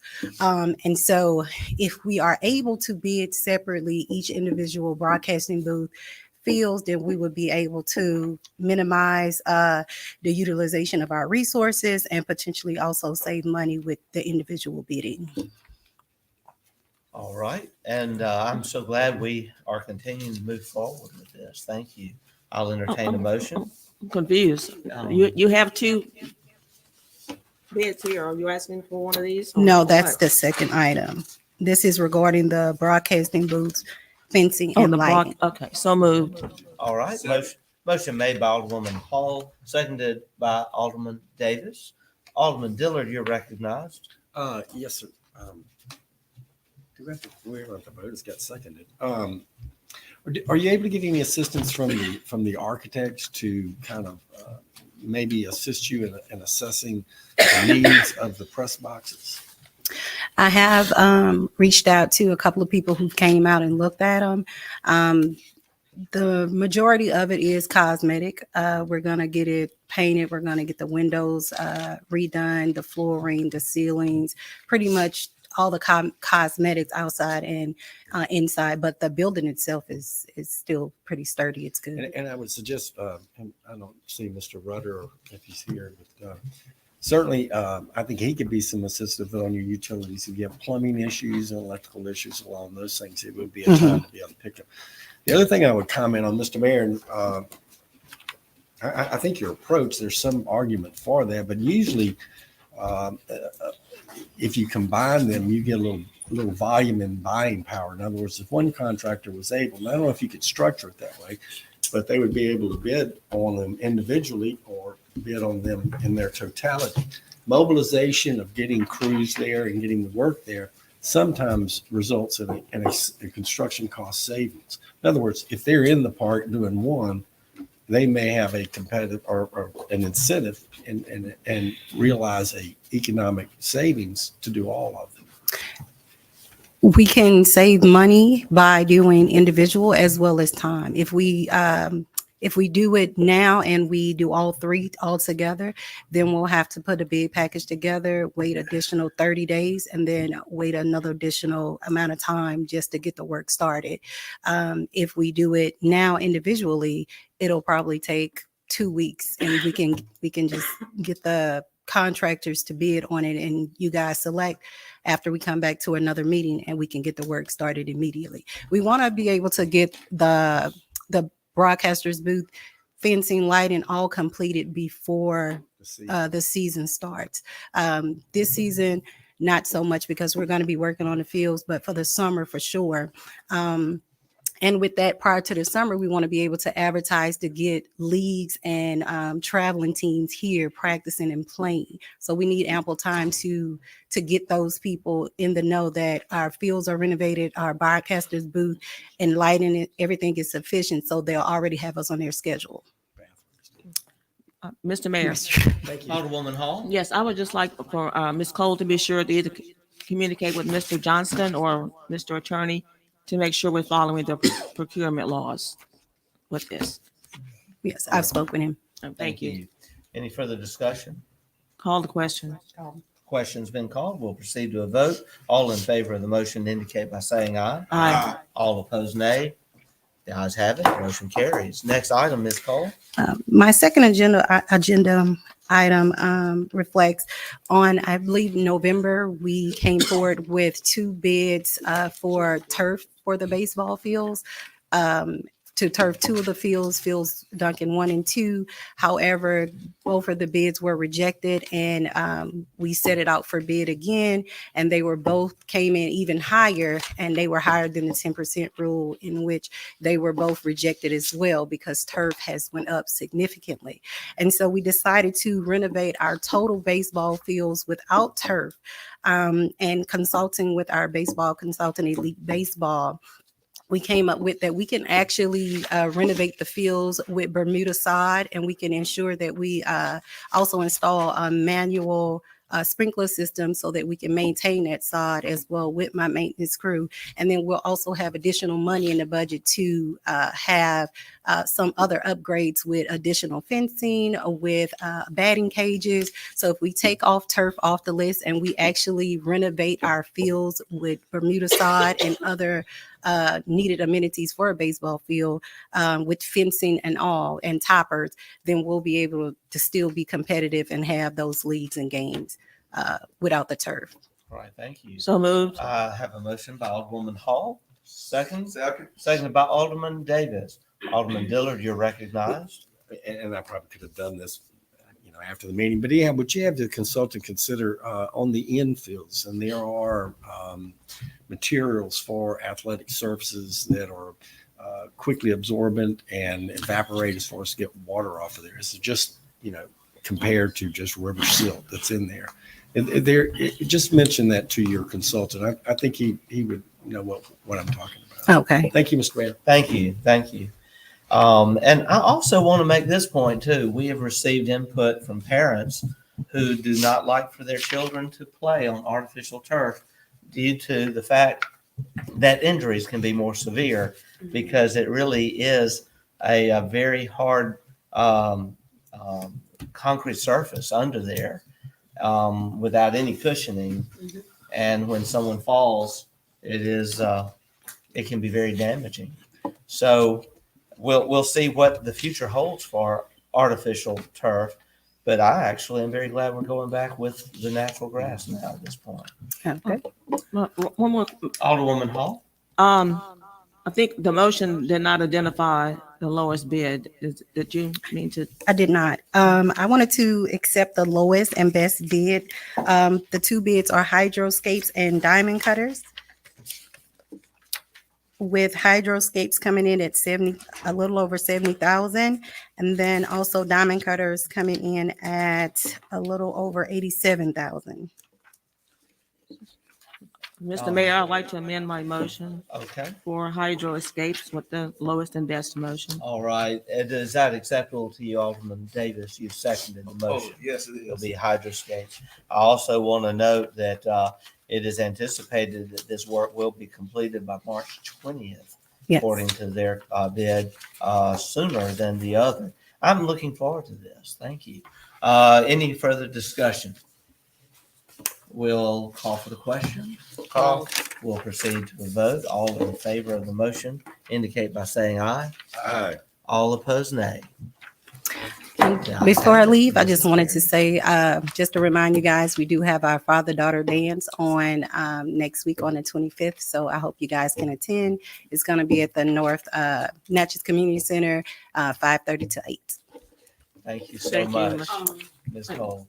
Alderwoman Irvin? I just want to say thank you, Ms. Cole. The parts look great. Jack, Thank we you. got all of it up. Thank you. Thank Mr. Mays and the staff for getting that taken care of. Went over, Mr. Mays. He's no longer with us. Wow. His last So you day was last advertising? week. Yeah, we are looking for another assistant director. Okay. All right. I'll get with you because I do want to ask a couple questions about Concord. Okay. Thank you. Thank you so much, Ms. Cole. And yes, that is a great position, and we are, I believe, advertising for it right now. And I want to just say, Mr. Ivan May served our city so well during the time he was here. He is a man of great talents, and he got a fantastic job offer that he just could not refuse closer to where his family lives. So we want to thank Mr. May for his service to the city. Mr. Mayor, just one. Yes, Alderman Frazier. Sometime I understand, it's a lot going on in the city, but because right now I'm just floating myself. When something like that transpired, I wish they sent out an email or something letting us know that these persons have resigned or quit from these jobs. I didn't even know Mr. May had left the city of Natchez. So just let us know what's going on. Mr. Mayor, Yes. these are always on the higher termination report on the following month. And I don't think every department sends any notices when people leave their departments. So this department doesn't have to be singled out to do that. Mr. Mayor, But let me say Thank this. Yes, Alderman Frazier. She can say what she want to say, but listen to this. Mr. May was an assistant director. It is no more than fitting that the alderman be notified that we had a department head who was a department head that he done left his position. Just simply saying out of common courtesy. Thank you. And I will say this occurred very recently, and we are notifying you today. Thank you. Mr. Dollar, you're recognized.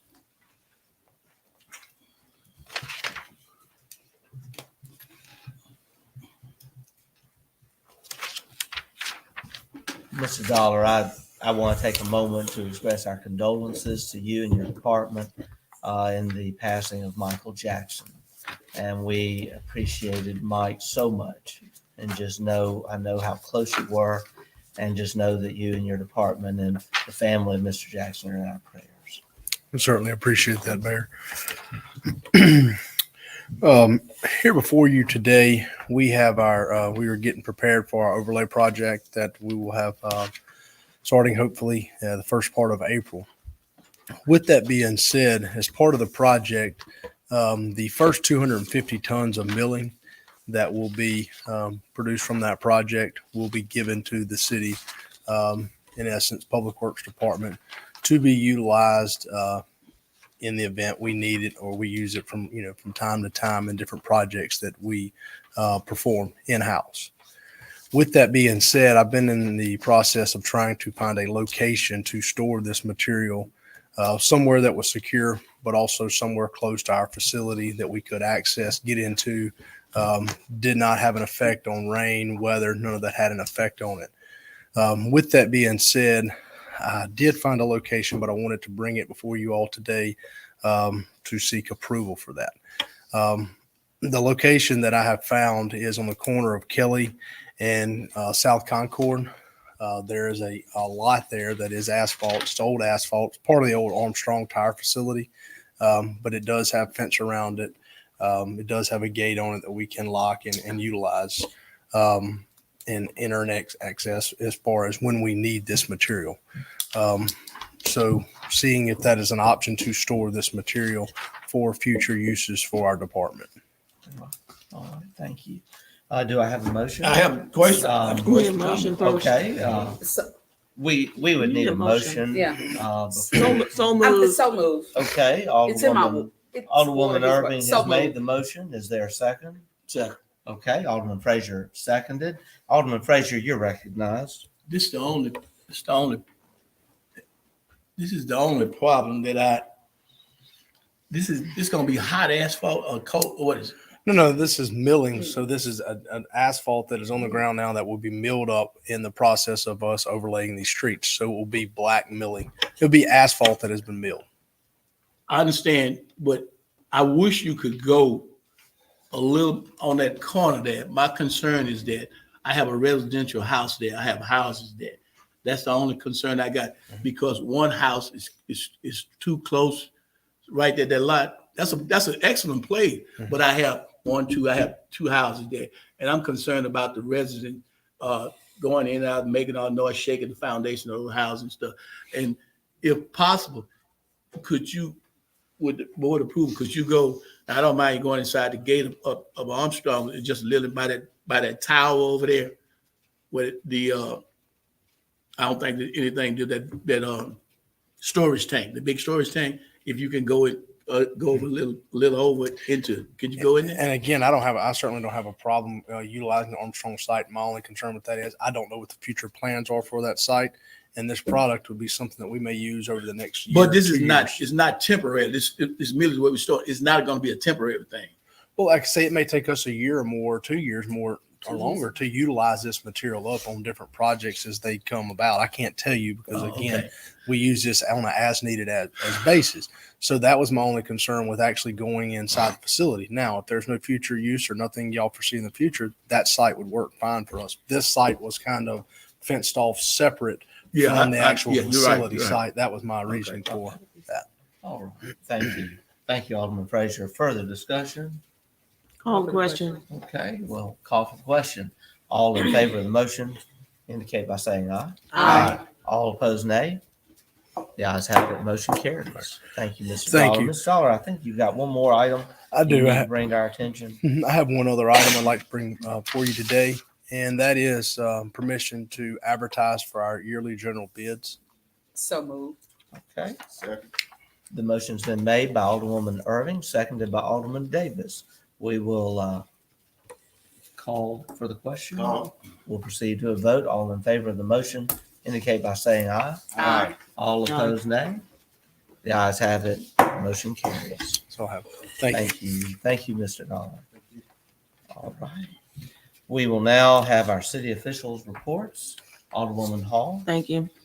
When I initiated the process of seeking Mississippi landmark status for the youth center, legally known as North Natchez Park and the golf clubhouse, we also sought landmark status for the brick barn at Auburn and the shelter house and the cistern houses and the barn and the streetcar at the cemetery.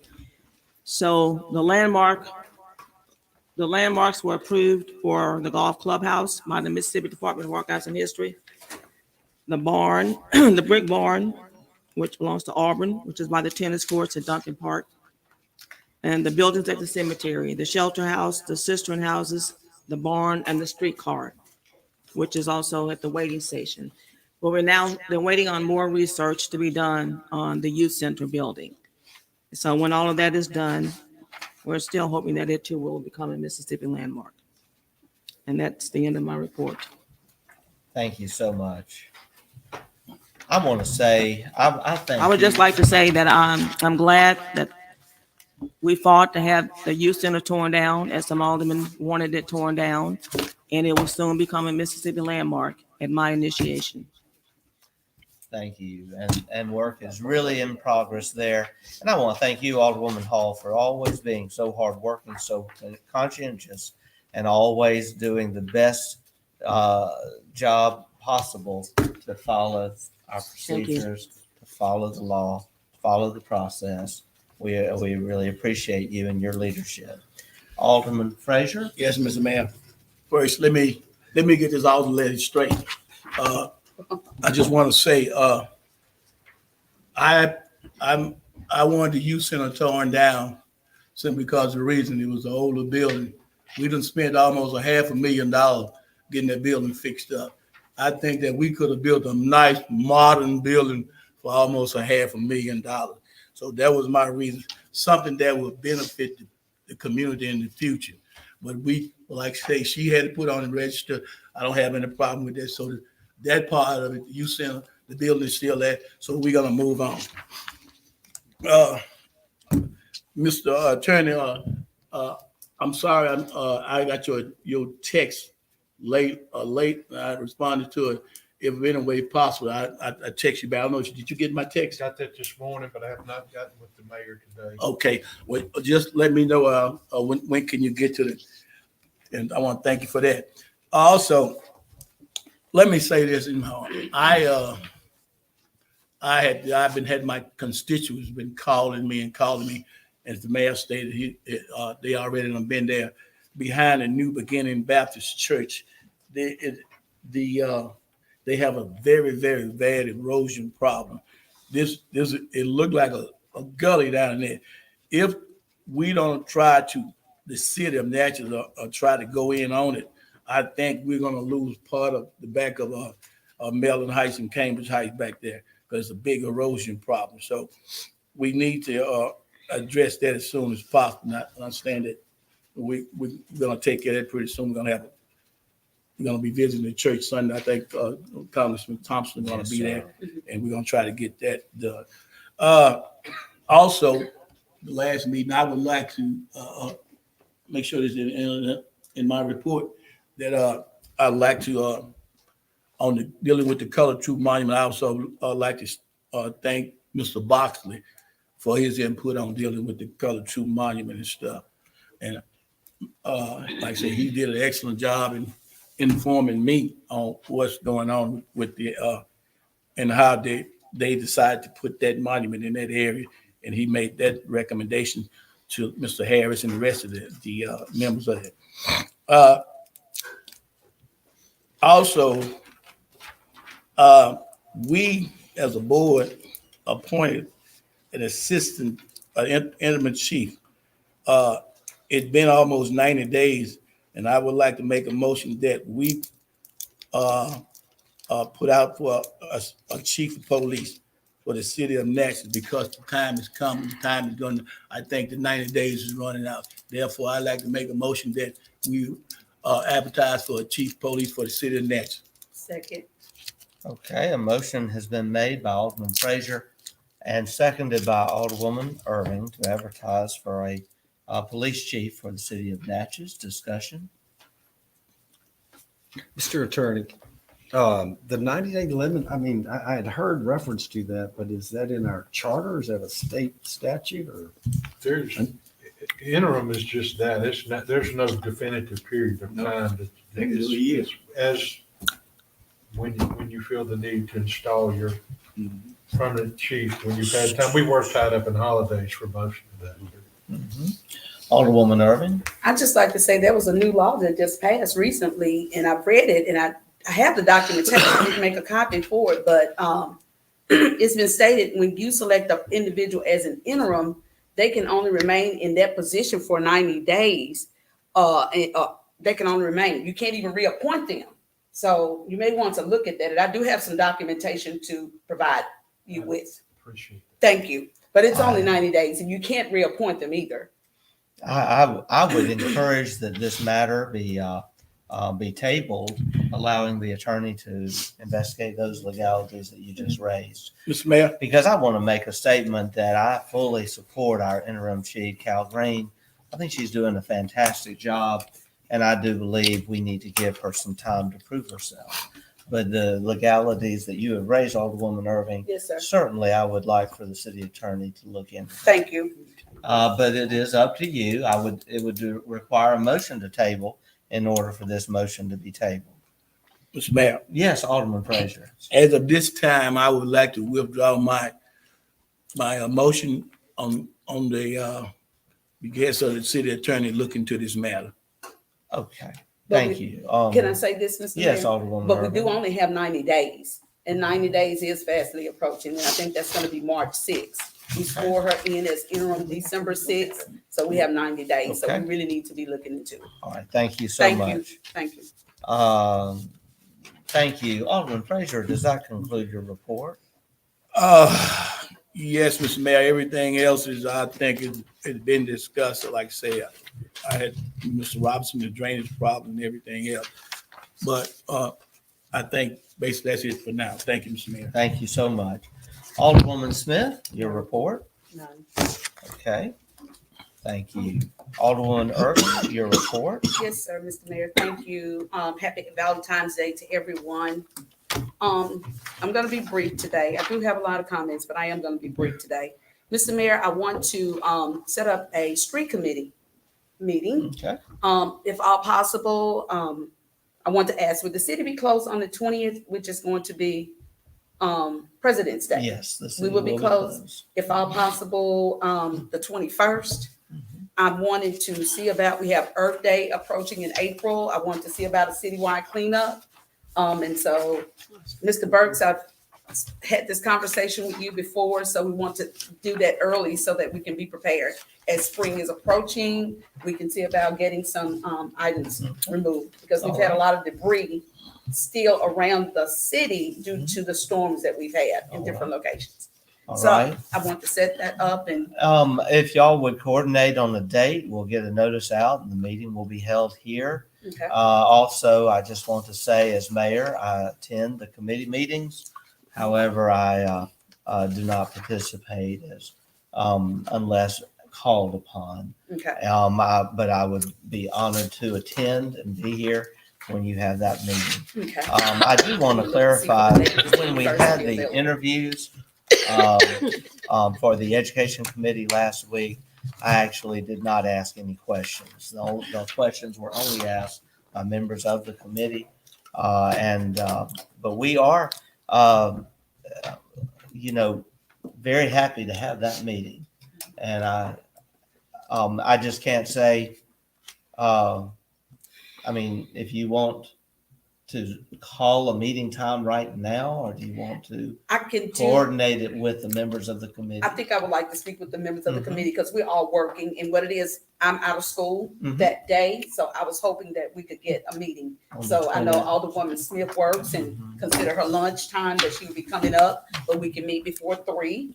If everyone, and Alderman Frazier is on that committee as well. So I If want to y'all- work around their time If when y'all they will have. just coordinate it. I would encourage the chairman of our committees, when you want to call a committee in advance, go ahead and make sure that it's a time and a date that's workable.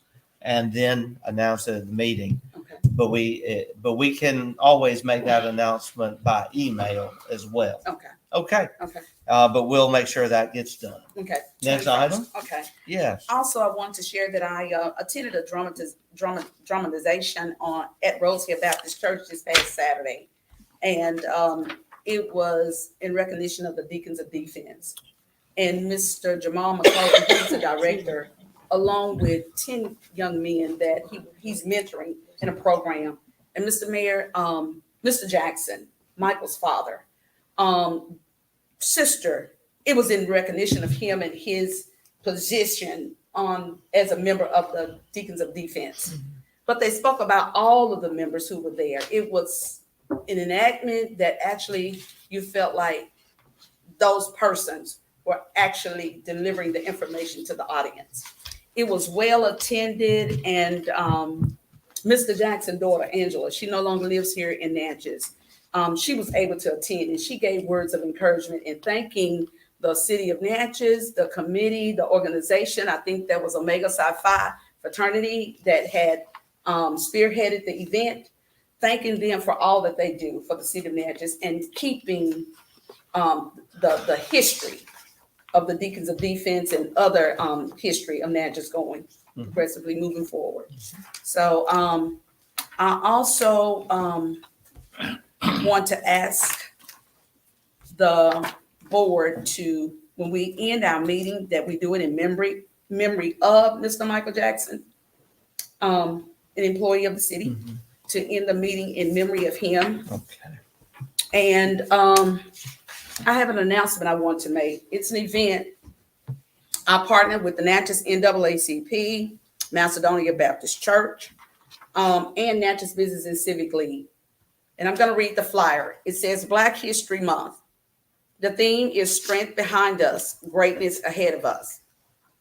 Join us in celebrating and saluting all Black businesses in the city of Natchez. Our goal is to create a Black business directory.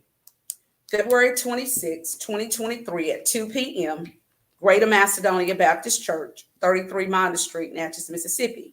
I'm asking all businesses to please RSVP by February 17, 2023. There is contact information, Alderwoman Felicia Irving at 601-446-2443. Ms. Emma Rose Jackson at 601-597-6736. I'm extending this invitation to each and every board member. Mr. Mayor, we're asking your presence to attend as well. And that ends my report. Thank you. What is the date and time again? February 26th, fourth Sunday at 2 p.m. at Macedonia Baptist Church. And we've had a great rapport from the public with that. All right. So just want to say thank you. Thank you, Alderwoman. And that ends my report. Thank you. Alderman Davis, your report. Only one thing, the high school girls basketball team, they're in round 2 of the South State.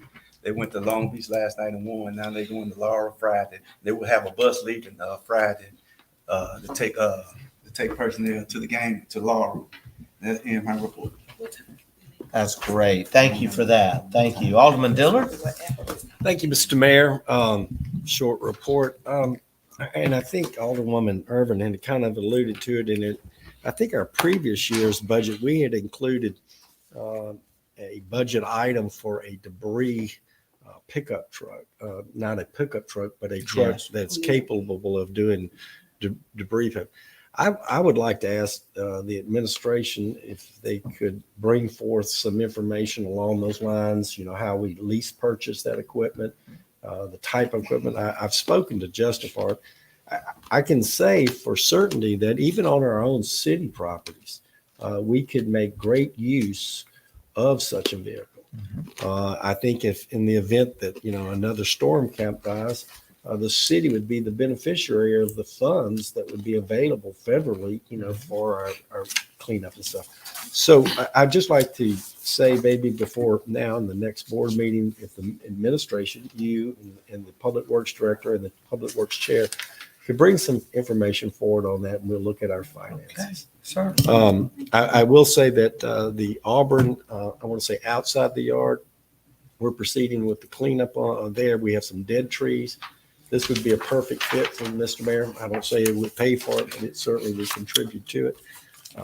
The weather has been off and on and the grounds are soggy, but we will be looking to, as the spring comes on, Mr. Mayor, to maybe consider some plantings in the sense that there's an erosion pattern that is set up on that hill. And I think, possibly some azaleas at the right place could mitigate those in a way that it would not be, offensive to the character and nature of the properties. Thank you, Mr. Mayor. That's great. Thank you, Alderman Dillard, on making a note. All right. That meeting around those dates, February 21st and 22nd, I'm available on the day. Okay. Thank you. All right. Consider that, please. Thank you. Mhm. All right.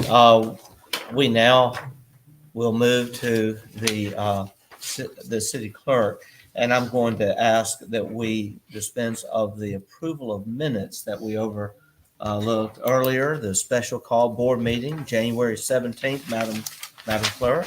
Okay, yes, requesting approval of the minutes for January 17th, 2023, pending the review and necessary corrections by the city attorney. So moved. Second. Okay, motion made by Alderwoman Hall and seconded by Alderwoman Irving. Discussion? Do I All have question. Question? We'll Second. proceed to a vote. All in favor of the motion indicate by saying aye. Aye. All opposed, nay. The ayes have it. Motion carries. Next item, Madam Clerk. Next item, request for approval of the first February 2023 claims docket. What's the pleasure of the board? So moved. Motion made by Alderwoman Hall, seconded by Alderman Davis. Discussion? Yes, sir. Mr. Yes, Mayor. Alderwoman I Irving. have a few things that I'm looking at. Beginning on page 2 of our claims docket. And I just was asking, it's 020, it's travel, small town conference. Is that an error? Would that have taken place in October of last year? Yes, we received a late invoice. Apparently an invoice was overlooked. We received it saying that it was still outstanding, so we cleared that up. Thank you. And, Yes. let's see. Going on down here, page. Yes, on page 10, All-Star Male Youth Fund Council was, I'm just questioning, it wasn't deducted from their account. It's deducted from community promotion. Actually, yes, in the current year's budget and in the last couple of years' budget, the Mayor's Youth Council department was deactivated. And so this is all now working through that community promotion, which is where NEPA kind of has some budgetary items. And since she assists with the Mayor's Youth Council, it was the most appropriate place. Okay, and I do have a question. You have wages and salary in that account. You look on page 10 of your budget status report. What department is that? What department head is that? So that, Because it's wages and salaries and. right, we have 2 employees that fall within that department, Ms. Hardy being one, Mr. Hinkle being another. And that was all discussed during the That's budget. been discussed. But normally it'll have a little more detail and you'll know what it is. So thank you. All right. Page 16, janitorial supplies.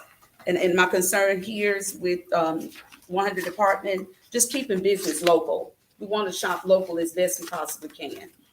That's exactly right. So page 16, the budget status report, and it is Janice. Okay, so we're in budget status now, not. No, I'm sorry. Claims docket. I apologize. Okay. Page 16. Mhm. Jackson Paper Company.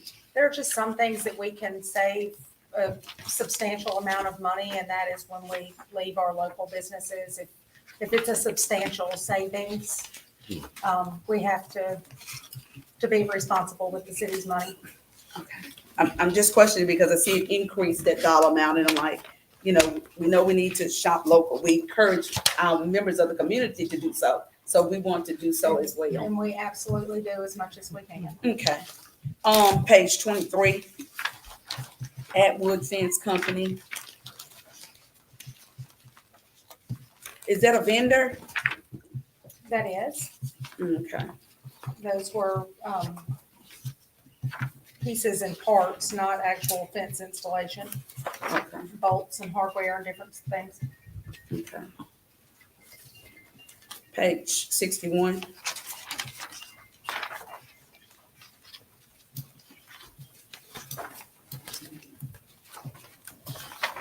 Oh, that's his salary, that's 61. I just want to ask, about cleanup. We don't advertise, if it's less than 5,000, we don't advertise for other contractors to possibly get the funding. Because it's cleanup in our parks. All right, and that actually has in the past gone out for bidding and different things on different portions of it. And then there's smaller jobs that you all have the right to choose, one provider rather than another, and that's been done for like Watkins Street Cemetery and different places like that where y'all, chosen someone rather than put it out for bid. And one of the other things I want to say too, when I look back at our appropriations, we've had others that's been added to appropriations. Again, all of that was discussed and approved during the budget. Anything that's in appropriations.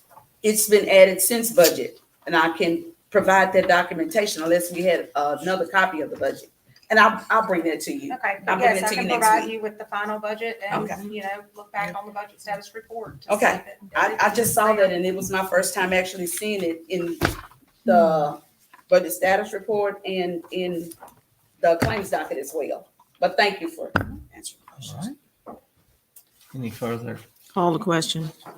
questions been called? Second?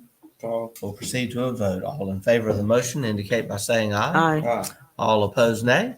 The ayes have it, motion carries. Okay, next item. Next is- item, Madam Clerk. Thank you. Request for approval of the 1st February 2023 mini claims docket. What's the pleasure of the board? So moved. Motion made by Alderman Davis, seconded by Alderwoman Hall. We'll call for discussion. Call the question. Second. Call. We'll proceed to a vote. All in favor of the motion indicate by saying aye. Aye. All opposed, nay. Ayes have it, motion carries. Next item. All right, next item is a request for approval of interfund loans. What's the pleasure of the board? So moved. Motion made by Alderwoman Hall. Is there a second? Second by Alderwoman Smith. We'll help for discussion. Yes, Mr. Mayor. Yes.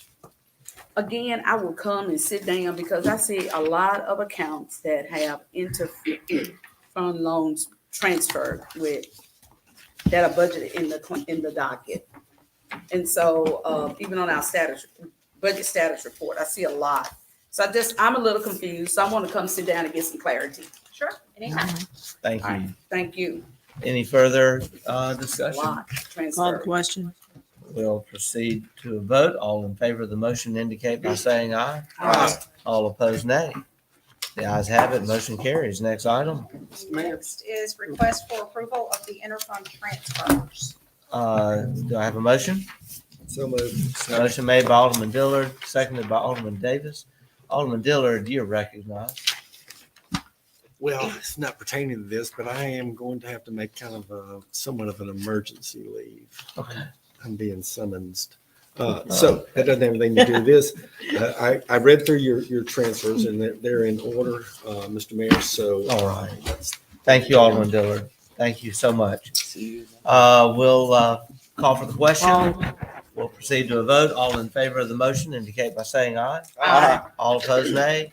The ayes have it, motion carries. Let the minutes reflect that Alderman Dillard has had to depart. Perhaps we may still be here. You never know. Thank you, Alderman. We'll move to the next item, Madam Clerk. Okay, next item is request for approval of the January 2023 hire fire report. What is the pleasure of the board? So moved. Second. Motion made by Alderwoman Smith, seconded by Alderwoman Hall. Discussion on the motion. We'll call for the question. Call. We'll proceed to a vote. All in favor of the motion indicate by saying aye. Aye. Aye. All opposed, nay. The ayes have it. Motion carries.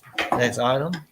Next item is a request for approval of travel for myself, Ms. Caroline Deason, and Ms. Consuela Madison to Ridgeland, Mississippi for one night, March 6th, and be there March 7th and return home for the Massey Spring Conference. What is the pleasure of the board? So moved. Second. Motion made by Alderwoman Irving, seconded by Alderman Davis. Discussion on the motion. We'll proceed. Call the Call for question. question. Proceed to a vote. All in favor of the motion indicate by saying aye. Aye. All opposed, nay. The ayes have it. Motion carries. Next item. Okay, next item is a request to pay the SHRM, which is Society for Human Resource Management membership fees of $244 so that myself and Ms. Caroline Deason can begin preparation for the SHRM certification exams and training to take place later this year. So moved. So moved. Motion made by Alderwoman Hall, seconded by Alderwoman Irving. Discussion. Call for the question.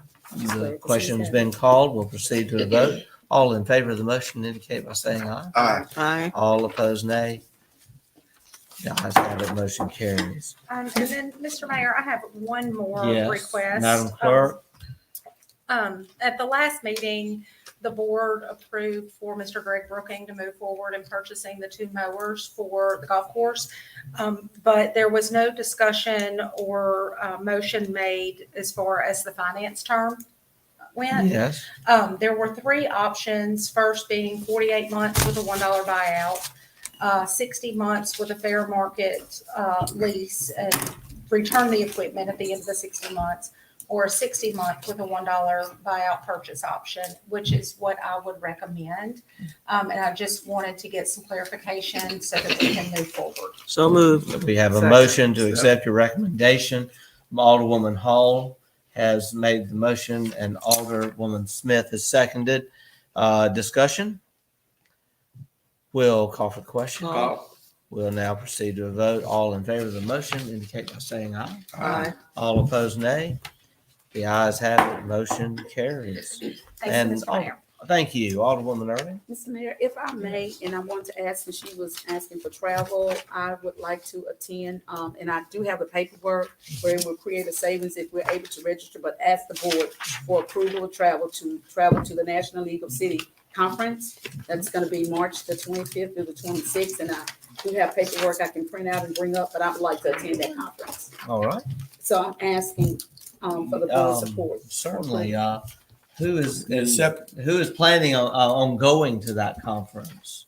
Normally.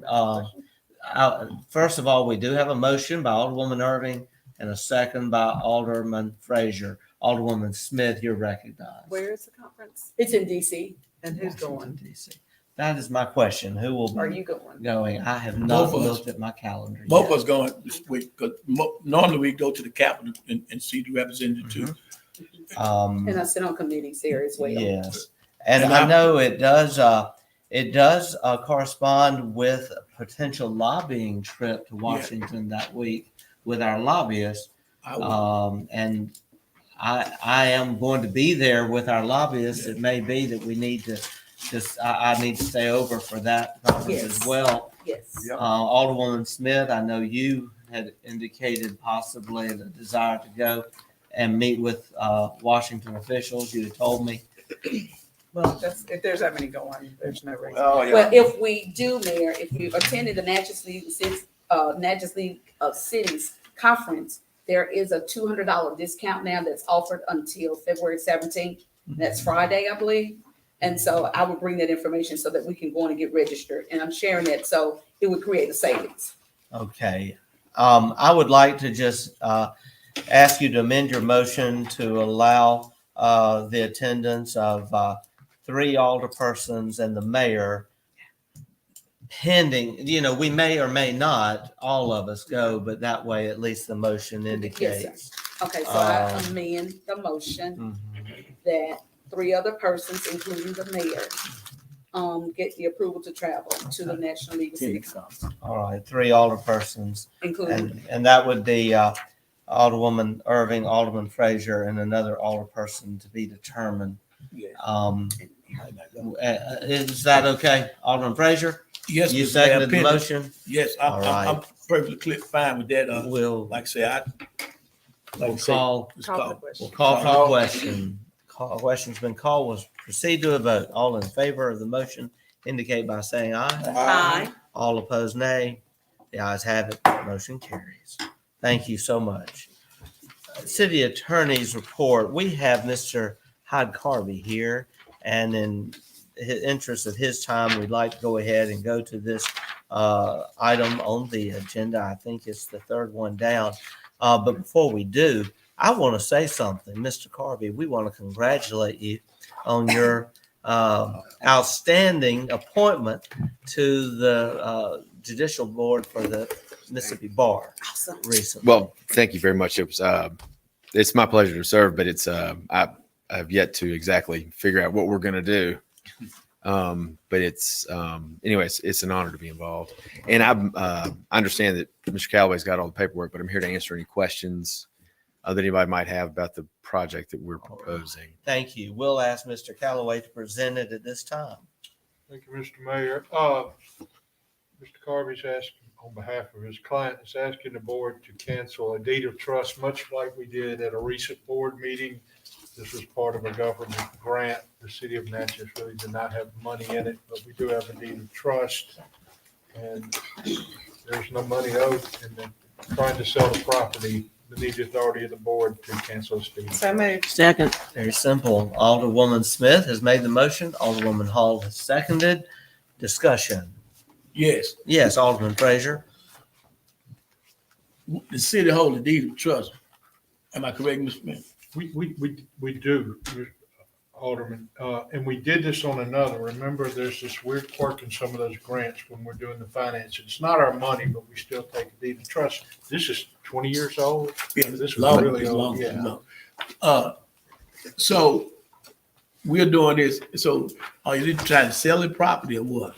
So Or the do you current, buyer or what? I represent the His buyer. The client current is the buyer. owner who's been operating, I guess, since 2000 or so, maybe is not as interested in the property as it could be. And so I represent a group that is interested in the property. And so in order to clear up the title so that my folks can get financing, we need to cancel these deeds. The county has a deed of trust, as does the Council on Aging. And so we'll, in order, go to them as well to ask for the same thing. So it's a possibility that the building might be sold to somebody else. Correct? It'll still have the restrictions through HUD will remain on that property until it's many more years. I think it was a 50-year term starting in 2000. So we're, say, halfway through it. So it'll have to be, I mean, and those rules change, but in any event, it will remain affordable senior housing until it's not affordable senior housing anymore. But the restriction that the federal government has put on it will stay. This is merely a financing mechanism. Okay, that's what I was trying to determine. You know, is HUD still have interest in it? Because my basic concern is that do they want to kick anybody out on the streets? And that's all. Oh, yes, sir. And I can assure you that nobody's leaving. There will be some renovations done quickly, and then some maybe long-term renovations, depending on how the financing shakes out. But I can guarantee you that nobody's going to leave unless they want to. Okay, Thank you. Okay, the question has been called. Second. Proceed to a vote. Do we need a roll call vote on this? Probably would Probably, be clean. yes. Mayor. Alderwoman Hall. Aye. Alderman Frazier. Aye. Alderwoman Smith. Aye. Alderwoman Irving. Aye. Alderman Davis. Aye. Alderman Dillard. He gone. Oh, he is. Gone. The ayes have it. gone. Motion carries. Thank you, guys. Thank you. And Mr. Callaway, I realize that the copy of the deed was formatted incorrectly. So that's a clean. Thank you. Good luck on the, Board of Governors. And I got to be there. Katrina hit. That's how old I am. I'll get this signed into you. Okay, great. We'll take care of recording it and all that kind of stuff. Thank you. Does anybody have any more questions? No, thank Okay, you. Great. Thank you. Thanks, guys. Okay. Mr. Attorney. Congratulations again. We'll go back to the top now of your report. For the board's notification, the sale of property on New Street, talked to Mr. Carter this morning, that is not ready to go forward, so we will not be presenting that today. The next matter before the board would be the sale of 477 square feet of property located at 211 Franklin Street, Connor Burns. This matter became before the board. Yeah, my brain's not working. Came before the board earlier, and the board indicated an interest in selling this small parcel to Mr. Burns. If you remember, this is adjacent to the Civic Center. It's in the downtown. back. Ma'am? It's in the back It's part. in the very back of the property, and it's only 477 square feet. Mr. Burns has had 2 appraisals prepared. The resolution that's before the board would declare this 447 square feet to be surplus property and authorize the sale for $5,116, which is the average of the 2 appraisals. So moved. Second. Motion made by Alderwoman Hall, seconded by Alderwoman Smith. Any discussion? Yes, Mr. Mayor. Yes, Alderman. First of Frazier. all, the whole board wasn't on the board with this from the start. And second, I stated and previously stated, and I'm going to state it again, that I wasn't in favor of selling city property, especially in the downtown area. And I don't think that the city should sell property, especially, like I say, in that area when we are constantly developing. And and this gentleman here have been trying to get this property for the last 8, 9 years. But I think the property should remain in the possession of the city of Natchez. All right, thank you, Alderman Frazier. Second. The question has been called. We will proceed to a vote. Alderwoman Irving has stepped out. We will give a moment for her to return.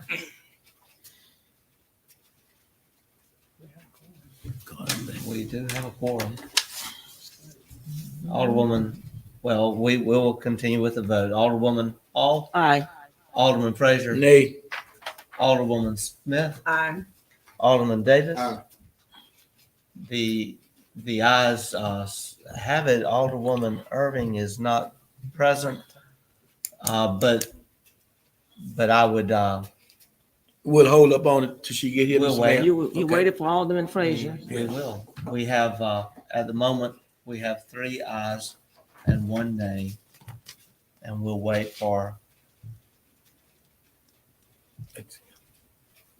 We It can won't- move on to something. It won't else. matter, but Well, she yeah, can. we can move on to She something can else. establish. As of now, the motion does pass, but we will allow Alderwoman Irving to place her vote on the record. Next item, Mr. Attorney. Housekeeping, while Alderman Irving's out, there are some matters I just need to put in the minutes, the official minutes of the records on business we've conducted. The first would be the deed and release regarding lot 14 and 15 of Concord Edition. This was a sale that the board authorized earlier. I have completed the sale, obtained the deed and the release, and I need to record the deed and the release in the official minutes. Need a motion to that effect. So moved. Motion made by Alderwoman Hall, second. Second by Alderman Frazier. Alderwoman Irving, we are considering a motion, and then we're going to go back and ask for your vote on prior motion. But Mr. Attorney, if you would refresh Alderwoman Irving on the motion now that we are considering. This is just recording the deed and the release on the sale of property to Mr. Harding on the Concord Edition that we completed. The board authorized it. We've completed the sale and I've obtained the release. I'm just asking for a motion to put these in official minutes of the board. Oh, absolutely. With All Mr. Harton. Yes. Yes. Any further discussion? We'll call for the question. Call. We'll proceed to a vote. All in favor of the motion indicate by saying aye. Aye. All opposed, nay. The ayes have it. Motion carries. Alderwoman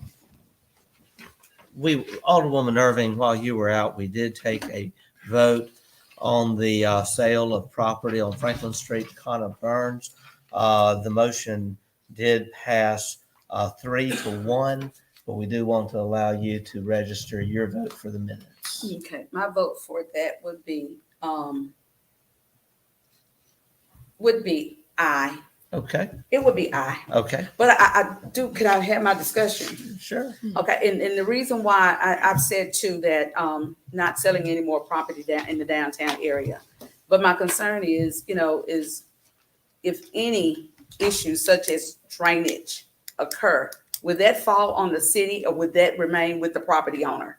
I mean, any drainage in that area, would that be a city problem that it come back? Because we've had situations whereas that's on the city line or the city side, would that fall on the city or would that be for the property owner? My first question would be, do we have a history of any drainage issues at this location? Well, we have drainage all over, it's built on the river. But I don't know of any. I would have to say right now, the motion has passed, so that is a moot, Okay. conversation. All right. But you're welcome to ask those questions of any of our engineers offline. I just want that conversation piece recorded in the minutes, please. Next item, Mr. Attorney. Housekeeping, this is requesting a motion to record the deed from Alfred Walker to the city of Natchez in the official minutes. This is the property out by the cemetery that was donated to the city. Motion? So moved. Motion made by Alderwoman Second. Smith, seconded by Alderwoman Irving. Discussion? We'll call for the question. We'll proceed to a vote. All in favor of the motion indicate by saying aye. Aye. All opposed, nay. The ayes have it. Motion carries. You didn't need a roll call on that, did you? No. Next item, No, sir. Mr. Callaway. The next would be to record the deed. We've completed the sale of Mr. Heidelberg of the parcel of property the board authorized. So moved. Okay, motion has been made by Alderwoman Irving, seconded by Alderwoman Smith. Discussion? Call for the question. Question's been called. We'll proceed to a vote. All in favor of the motion indicate by saying aye. Aye. All opposed, nay. The ayes have it. Motion carries. Next item, Mr. I Callaway. have discussion of horses in parade in my, under my portion, Mr. Mayor. I will tell you, I've researched the ordinances. There is no prohibition against horses in parades in the city of Natchez. The ordinances do require that, horses that are pulling carriages have sacks attached to their rears to keep, let's just call it refuge off the street, refuse off the street. I do think, the permit, as I understand it, for the parade that Mr. Berry was concerned about, doesn't identify horses. But I do think that if the board wants to accommodate that, then they need to make sure they have somebody that will clean up behind these horses. And they're not at the beginning of the parade. Everybody else has to follow them. And with the board's permission, and I'll do this in another subsequent meeting, I've read the new ordinance that Rico drafted regarding special use permits. And maybe we need to put a little finer language in there about animals and special vehicles and parades into our ordinance. But as it stands right now, it's permitted, but it's not in the permit, but if the board wants to allow Mr. Berry to have horses in the parade, that is certainly their prerogative. Mr. Mayor, Yes, Alderwoman Hall. I would also ask that they not allow those, wherever the horses go all the way through the parade to the end of the parade and not divert onto the side streets into neighborhoods as well. All right. Alderman Frazier. Mr. Mayor, Yes. I think, as you say, like you said, the attorney said, I think we should, as a city, we should require that they clean up. Well, I know, like say, they're gonna have the horse, the carriage, they have a horse diaper, they call it a diaper. But we, as a board, I think we can require them to clean up. Yes. Alderwoman Smith. I'm confused. Are we requiring them to wear the diaper or not? You do own the Horse horse carriage. So we can do it But on it that doesn't say too. anything about other horses anywhere in our ordinances, which we probably need to We clean can up. clean Okay, so that we can up. clean that up. Just for now, I do request that our public works director gives a report afterwards to make sure that was done, the cleanup. All Because right, I know all in right. the past, there's been some times where there's been a question on that. And you. I want to make this statement just for the record. I had a good conversation on this matter with our interim police chief, Cal Green, yesterday. And I've also spoken to members of the club, and including Mr. Berry. Chief Green has asked this. She has asked that anyone wishing to participate in the upcoming parade go through the proper permitting requirements by the parade organizers. In other words, get permission from the parade organizers, that they be an organized club and have insurance, that they also provide a method for cleanup, that they also would that they would participate at the rear section of the parade. And I will ask her also at Alderwoman Hall's suggestion to encourage them to stay with the parade and not go through the neighborhoods, veer off into neighborhoods. I think all of that is reasonable, and we'll make sure that is conveyed, and we'll see how it goes. All right. Now, if we need to establish these as formal rules, can we do that in a motion now, or do we need to just wait and have it as an amendment to an ordinance? Or I think for the purposes of this parade, given that the horses weren't identified by the person holding the permit, it would be clean if this board said horses are allowed subject to the restrictions at the. All right, I just said these restrictions. Alderwoman Smith has made a motion to have these will be the fast rules that deal. You know, we don't want any horsing around here. I mean, hey, Alderwoman Hall has seconded, and I'm glad I got a smile from a few alderpersons. We will now call for the question. We'll proceed to a vote. All in favor of the motion indicate by saying aye. Aye. All opposed, nay. The ayes have it. Motion carries. Mr. Mayor. Yes, While Alderwoman we're Hall. on there, could I just make a little brief announcement? Because we have not said anything about the Black History Parade that's on to, so that way it would be broadcast as well. Okay. I just want to say that Natchez Black History Parade will be February 20th at 3 p.m. And the lineup is going to start at the Forks of the Road and up St. Catherine Street down to the Triangle. So I just want to make that announcement so that the public will know. We hope that you will attend. I think it's going to be great because we have not had a Black History Parade in a few years. So it's great to see it's coming back. Thank you. Thank you. Yes, Mr. Callaway. Just another matter that's not real legal, but for all the members of the Board of Aldermen, I want y'all to know that this morning I got a text from Alderman Frazier.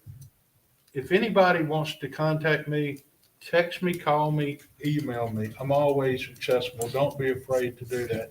And there are several aldermen that contact me quite frequently, but if y'all have questions, please contact me and I'll be glad to help you any way I can. Okay. Like I said, Mr. Turner, I appreciate that, but you know, it's kind of hard to keep up with two phones.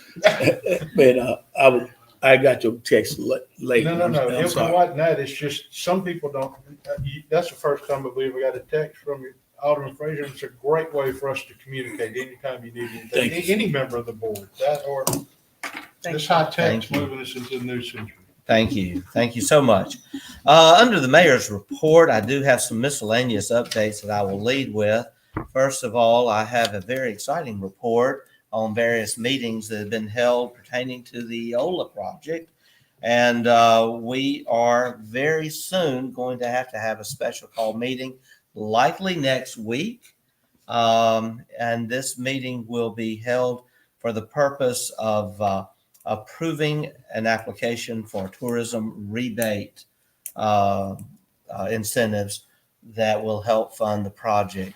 And tourism rebate is a great program offered by the state of Mississippi, and we hope about to be renewed by the current session of the legislature. The tourism rebate allows sales taxes, both the city's portion and the state's portion, to then go back to the development to help offset cost of the development. It has been used with great success in other projects around the state, and we are hoping to utilize that here. It is anticipated this meeting will take place next Wednesday, very likely at 3 p.m. We will have to coordinate the reason for 3 p.m. An advisor has to come down to Natchez and then go back to Jackson. 3:30 may be the latest we could do it. Would that help? Yes, that sir. help? That would. All right, we'll see if we can then have that meeting Thank at you, Mayor. 3:30. Okay. Yes, ma'am. 3:30. I'm just excited to know that progress is being made. And so we'll look forward to this meeting next week. Also, the Community Development Advisory Committee did meet, and this is the committee that I appointed at a recent meeting. And we had a very good meeting, and I want to just say that we appreciate Magnolia Bluffs Casino, and we appreciate all that Saratoga, the new owner, is wanting to do to support our community. We discussed a number of possible projects for the city, possible investments, some things that can have a lasting impact. And I hope that we will bring some good ideas to the board soon. We have been very mindful in how we spend the community development funds that come to the city. These funds have been, over the last 5 years, in the $250,000 range per year due to a CPI clause in the contract. That amount is now increasing to $291,000 and some change per year for the next 5 years. It will then max out at $300,000 5 years from now. What is exciting to note is that fund is taking care of debt service on a portion of the recreation bond, and it is also helping us do some other things, and we're very grateful for, but it also maintains at the moment a healthy balance that the city can also apply to other projects. So I just wanted to give that report. The RAISE grant application is in process, and we expect that grant project will be concluded and a grant application submitted on time by February 28th of this month. Neil Schaefer, the engineering firm, has been meeting with various city partners in this project, and we are excited about what's transpiring. This is going to include improvements at the flyover to make better indication that you're taking a corridor into downtown rather than just avoiding downtown. Development of the median along the Devereaux Drive area to include new lighting and landscaping to make it more attractive, to help incentivize more development in that area. Also, enhancements to the Forks of the Road site to include the site that the city currently owns that includes the historic footbridge. And we are looking at what can be done to improve access to that area and make it possible that that pedestrians can have safe access. Creation of a corridor that will then go from Forks of the Road to the Rebels Plaza, and then circle around by way of Franklin Street back to include a repaving of St. Catherine Street and Franklin Street in that area. I'm excited. We are also looking at full funding for the Hiram Rebels project, the Hiram Rebels Plaza, to include funds for the bronze statue to Senator Rebels. And my goal is that Natchez in time will be the only location in America giving proper, significant homage to a great man who served in Washington and was the very first African American to serve in either the House or the Senate.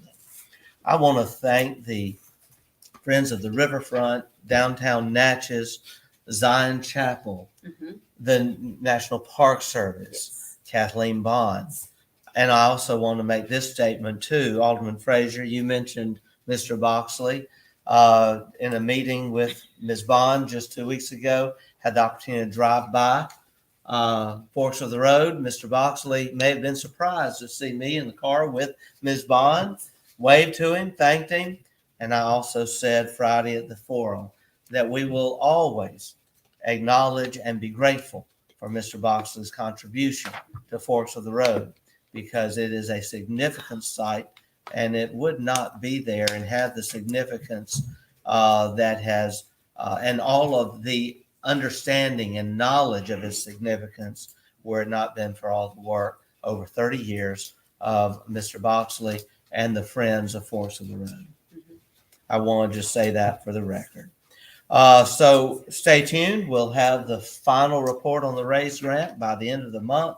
And then our goal is to really work to have support. It's quite a competitive process, but I am hopeful that this will be funded. We are excited about renovations to City Hall. It is going along just fine. We're so grateful for the funds that were made available through a grant through Archives and History. As you know, our city bond program includes funds to renovate this building, City Council Chamber. We have city offices that would like to locate upstairs. In fact, our growing Parks and Recreation Department may have to be located soon in this building due to the fact that we are changing course with the canteen at the moment. I would like the board to allow us to, in working with our architect, develop a phase 1 and phase 2 approach to renovating this building and doing this very soon. Phase 1 would be the most immediate need, and that would be recarpeting and painting. It will be a minor renovation, but a renovation of the second floor so that it can be usable by city offices. Phase 2 will be the recarpeting, repainting, and remodeling of this main floor to include the City Council chamber. And so could I have a motion to that effect? Second. Thank you. Motion made by Alderwoman Hall, seconded by Alderwoman Irving. Call. The question's been called. We'll proceed now to a vote. All in favor of the motion indicate by saying aye. Aye. All opposed, nay. The ayes have it. Motion carries. I'm excited. The smell of sweet olive and fresh paint and fresh asphalt. The next item, I want to make sure everyone knows that we will be greeting the American Queen here Thursday morning at 8 a.m. on Silver Street. And it will be the first official visit to Natchez by the new president of American Queen, who is Miss Cynthia Doust. Also, the founder and chairman, John Wagner. We are excited. We're so grateful to the American Queen, their support over the years of Natchez. And so I invite you to join us as we are there to welcome them on Thursday morning. Also, I do want to say we are excited about the North Natchez Drainage Project coming to a close. And now we are embarking upon work for our overall Natchez Drainage Project.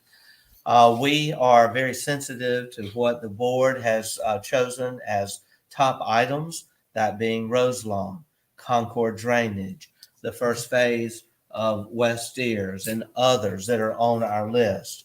We will be meeting, in fact, tomorrow with legislative leaders in Jackson. We are now starting conversation with leaders in Washington. And this is a major project. We're going to be looking for major funds. And so just be aware that that is in process. We also have made application, as you know, for a project to occur on Turtle Lane. I'm hopeful that we will be awarded that. We understand Cherish B. McCallum needs to be reinstated at the George Armstrong Public Library Board. I'd like to entertain a motion. Second. Alderwoman Smith has made that motion. Alderwoman Irving has seconded. Call. The question's been called. We'll proceed to a vote. All in favor of the motion indicate by saying aye. Aye. All opposed, nay. The ayes have it. Motion carries. We have already taken care of the Board of Trustees item. I want to explain this project. I'm not going to ask for a vote, but I do want you to be aware that we have discovered a city street that I thought was a private driveway. And if we can somehow zoom in on this, Rembert Street intersects Lumber Street right at the frontage there of Sunnyside Bed and Breakfast. Well, where it then intersects, Rembert Street then begins a dead end onto the property of Sunnyside. You may have to come back out to really see it there. But if you see Rembert Street intersects with Lumber, and then at that point, it continues on. Dustin, to show the street Sunnyside. back. Yeah. There you go.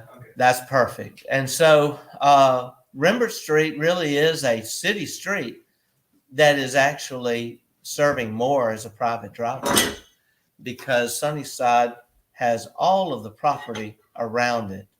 The owner of Sunnyside hosts thousands of people each year in tours, special events, and it is a very important, prolific business to our community.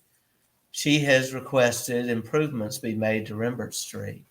We have gotten a quote for repaving that street, $11,000. But we have pointed out to her that if we were to repave the street then will continue to be the property of the city. She had offered to pay $5,000 toward that repaving if the city would then give it to her. Well, I have talked to the city attorney. He has suggested that the city just simply close that street. The street then will become private property. And if she wants to pave it, if she wants to gravel it, if she wants to grade it, whatever she wants to do, the city would just have no more, no longer have the maintenance of that street. It makes sense. I think she's open to anything the city would do. There is a water main in the vicinity of that street and some water meters that are in the vicinity of that old street. The city would have to maintain an easement, for that water line. The meters would remain where they are. That was what I was actually getting to with the other Yes, project. we actually had Jeff Gamberry look at it and he verified it would be no problem for the meters and the water line to remain where they are. This is something the board could take action on today or at another time, but it is something that Ms. Colleen Wilkins has asked for us to consider. Obviously, her first request is that we repave it, with her contributing $5,000 to the $11,000 cost, and then close it and give it to her, or that the city just close it outright. Mr. Mayor. Yes, Alderman Frazier. I'm familiar with this, with my time and stuff at the Natchez Police Department. From my understanding, right there, Sunnyside and going to Sunnyside, you got Lumber Street and Rembert. Yeah. It's a railroad track running down that way. And my years in the police department, the train came across the railroad track, and the city didn't pay no further than the railroad track.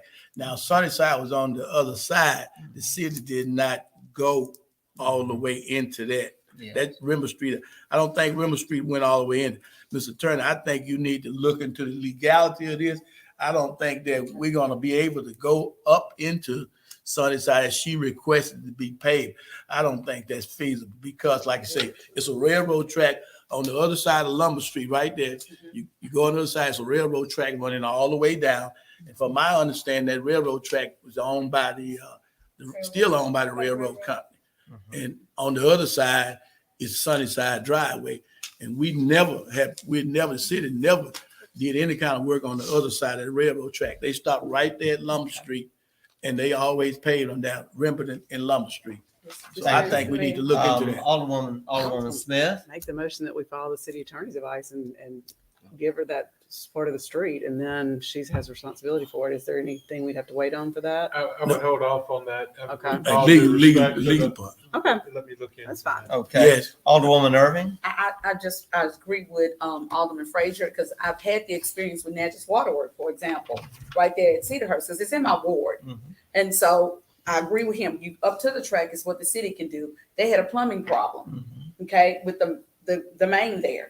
And so water main there, and they could not go beyond the track. So that was private property going across the track. Across the track. It would be. So I Okay. do agree with All right. him. That's something that needs to be looked at. All right. Okay, with We'll ask the attorney to review this. I All wanted of y'all that. to be familiar with it, Mhm. and hopefully we can take appropriate action in our next meeting. Thank you so much. I am invited to participate with the Mississippi River Cities in a conference in Washington, D.C. On March 1st to March 3rd. This will include meetings with Congressman Benny Thompson, Senator Roger Wicker, and also Senator Cindy Hyde Smith, along with other congressmen So moved. and senators. Second. Well, thank you. Alderman Davis has made the motion and Alderwoman Irving has seconded the motion. Call the question. And the question's been called. Okay. I will then ask for a vote. All in favor of the motion indicate by saying aye. Aye. All opposed, nay. The ayes have it. Motion carries. Thank you. I will be there with George Flaggs, with Eric Simmons, other River City Mentors, but I just want to tell you, I'm excited about this conference. Yeah. We will not only be at the Capitol, a portion of it, we will also be at the White House on that Friday. And it's good for Natchez, and we appreciate all of We'll be there this. with some characters. Yes. It is my understanding that we need to make an appointment to the Election Commission. Mr. Mayor, I move that Tracy Alderwoman Hall. Gaudet be the Natchez City appointment to the Election Commission. Second. Okay, it has been a motion made by Alderwoman Hall, seconded by Alderwoman Smith. Discussion? Yes. How many Yes, candidates? Do we have Alderman anybody- Frazier. Do we have anybody apply for this position? Yes. We 2 weeks. can Advertise, sir. appoint people to that commission. That's by Mississippi state law. Yeah, without any Okay, discussion. I'm sorry. Let me introduce. I recognize you one at a time. Mr. Mayor, Alderwoman Hall. we just appointed two other people from the city. Brenda,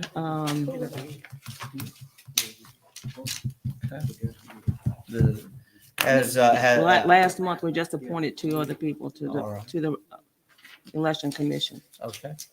It is up to this board, the process they want to choose. We appointed All- Larry Gardner and Brenda Holmes. Well, Okay. those are And I'm- reappointments, though. They were Okay. Yeah, reappointments. This They're is- on the board. Yeah.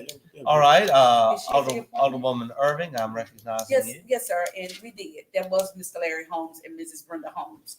Yes, we did. And so I'm just questioning, was this a first appointment, or, and my reason for asking, I didn't get any literature, you all, on it with the request, like I did for Mrs. McCallum. I didn't get any information. I'm not against it. I don't know the person. I want to know some background. That's all.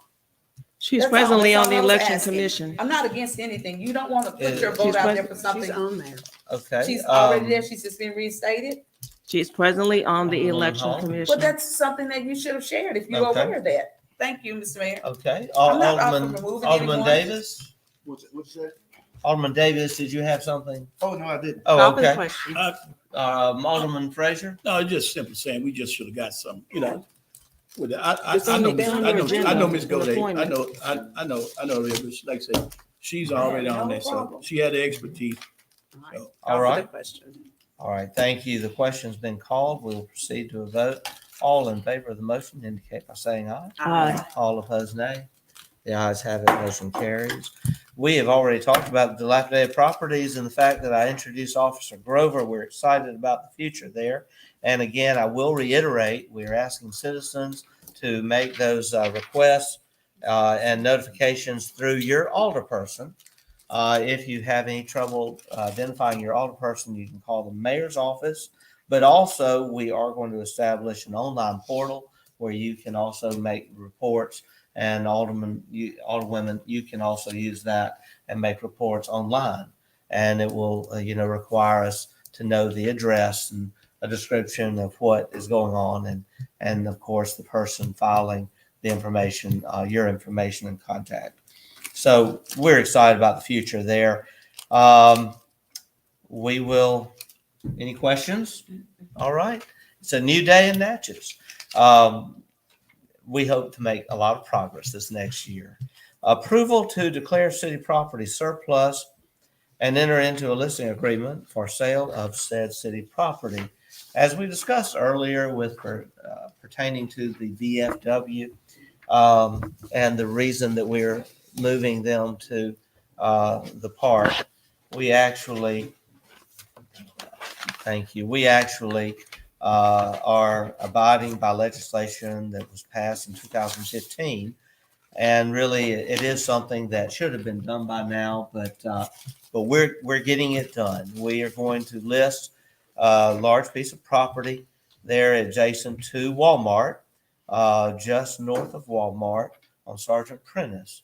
It consists of 29.9 acres, and this piece of property needs to be listed and sold. And per the legislation that was passed, once it is sold, a portion will be, and thank you, and it will be placed in a special fund of the municipality of Natchez and shall be used as follows. We will have to spend 33 1/3% for the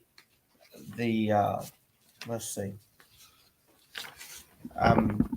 33 capital projects. 33 for us. Okay, so we will have 33.13% for the city. The 33.13% will spend on matters pertaining to the U.S. Department of the Interior, National Park Service, and 33 1/3% projects within Adams County for the Mississippi Department of Archives and History. And so the actual listing agreement will be with a realtor who has been working with us for some time on this property, advising us on this property. That person being Sue Stedman with Cry Light Realty. And the listing price will be $4.5 million. The listing period will commence on the day we execute the contract listing the property for sale. Do I have a motion? So moved. Second. Motion made by Alderwoman Hall, seconded by Alderwoman Smith. Discussion? Yes. Yes, Alderman Frazier. Who, I would like to know, who did you pick the realtor on this project, or who? Well, it's my understanding she has worked with the city and, Mayor, I got something really important. I need to Yes. recuse myself from this you did. and withdraw my Oh, second. you did. Because if my husband works there, just thought about it. Oh, gosh. Okay, let the record show that Alderwoman Smith has recused herself from this discussion. Alderwoman Hall has made the motion. Do I have a second? Second. Second by Alderman Davis. Alderman Frazier, you're recognized. I was just what I was inquiring about, who picked the realtor on this, and this is a lot of money, and it's going to a lot of different places. My only concern was, and it might sound like it's frivolous, but to me, it's not. My only concern was, why wasn't a minority realtor in on this deal? That's my only concern. Okay. Thank you, Alderman. When I became mayor, it was brought to my attention that that a former city alderwoman, Sue Stedman, had long time experience with this parcel of property and was the real estate individual who had been working with the city in trying to in trying to make sure that the legislation passed by the legislature in 2015 was honored. That is the motion before you. Any other, item would, certainly be subject to whatever the board decides to do. Yes, I'm fully aware of this, man. I just was simply stating Yes. that, there's a lot of money that's going both places. And I think just, it should be just more than one. I understand about Ms. Stedman, and I understand that she was on the board and everything else, but I think they should have had a minority contract, realtor, on this project. That's all. Thank you so much. Call the question. The question has been called. Second? We'll proceed to a vote. All in favor of the motion? Roll call. Yes, a roll call vote. Alderwoman Hall. Aye. Alderman Frazier. Nay. Alderwoman Irving. Aye. Alderman Davis. Aye. The ayes have it. Motion carries. If someone will inform Alderwoman Smith that she can return. She can return just in time to make a motion to adjourn.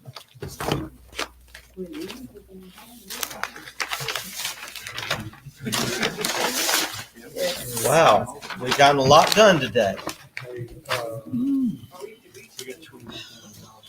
Did we adjourn? Yes, sir. We are about to.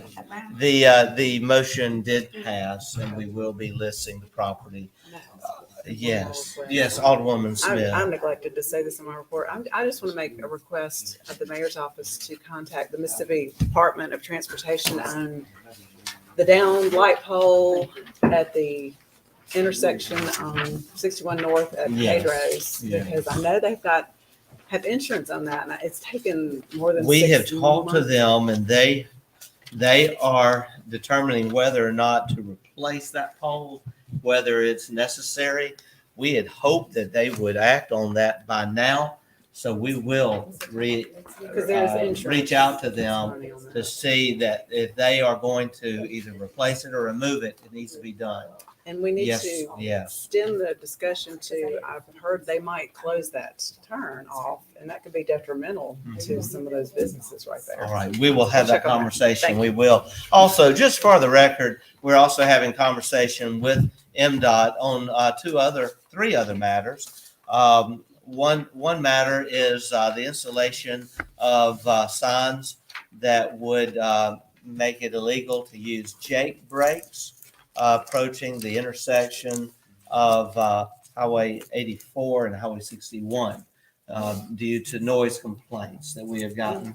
We are also having communication with them on efforts to further clean up right-of-ways along 61 there at J.R. Junkin. And in addition, to make sure that the reflective striping is installed as soon as possible in the vicinity of Sergeant Prentice. They have installed temporary striping as a part of the overlay project, but we are hoping that the permanent striping with reflective components will be coming soon.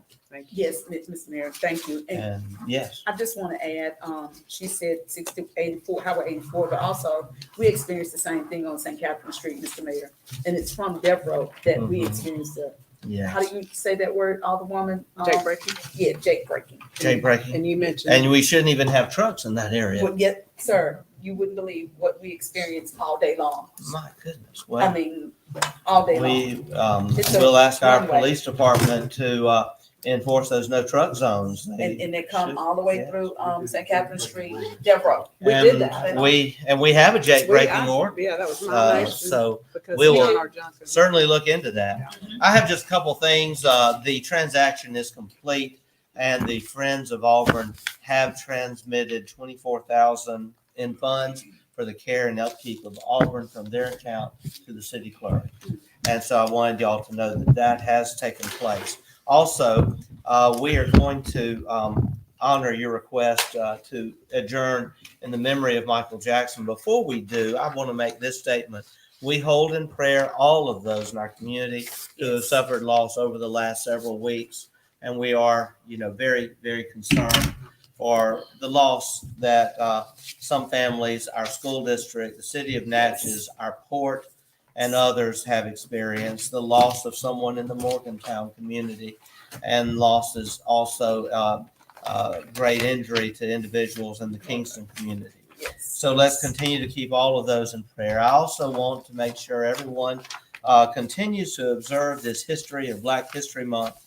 And I want to also thank those who attended a wonderful observance on February 1st at NAPAC, where we did unveil 27 signs. And I want to thank Nika Hardy and Dustin Hinkle for all the work they have put into that project behind the scenes, along with Bobby Dennis with NAPAC, Devin Heath and Roscoe Barnes with Visit Natchez, also Carter Burns and Mimi Miller with Historic Natchez Foundation, Natchez Monument, all of those, and obviously the city of Natchez for making that project possible. Now, at this time, I'll entertain Alderwoman Irving a motion to adjourn. So moved. Okay, in memory of Michael Jackson. In memory of Michael Jackson. And motion has been seconded by Alderman Davis. We will now call for the question. Vote. We'll proceed to a vote. All in favor of the motion indicate by saying aye. Aye. All opposed, nay. The ayes have it. Motion carries. Thank you so much.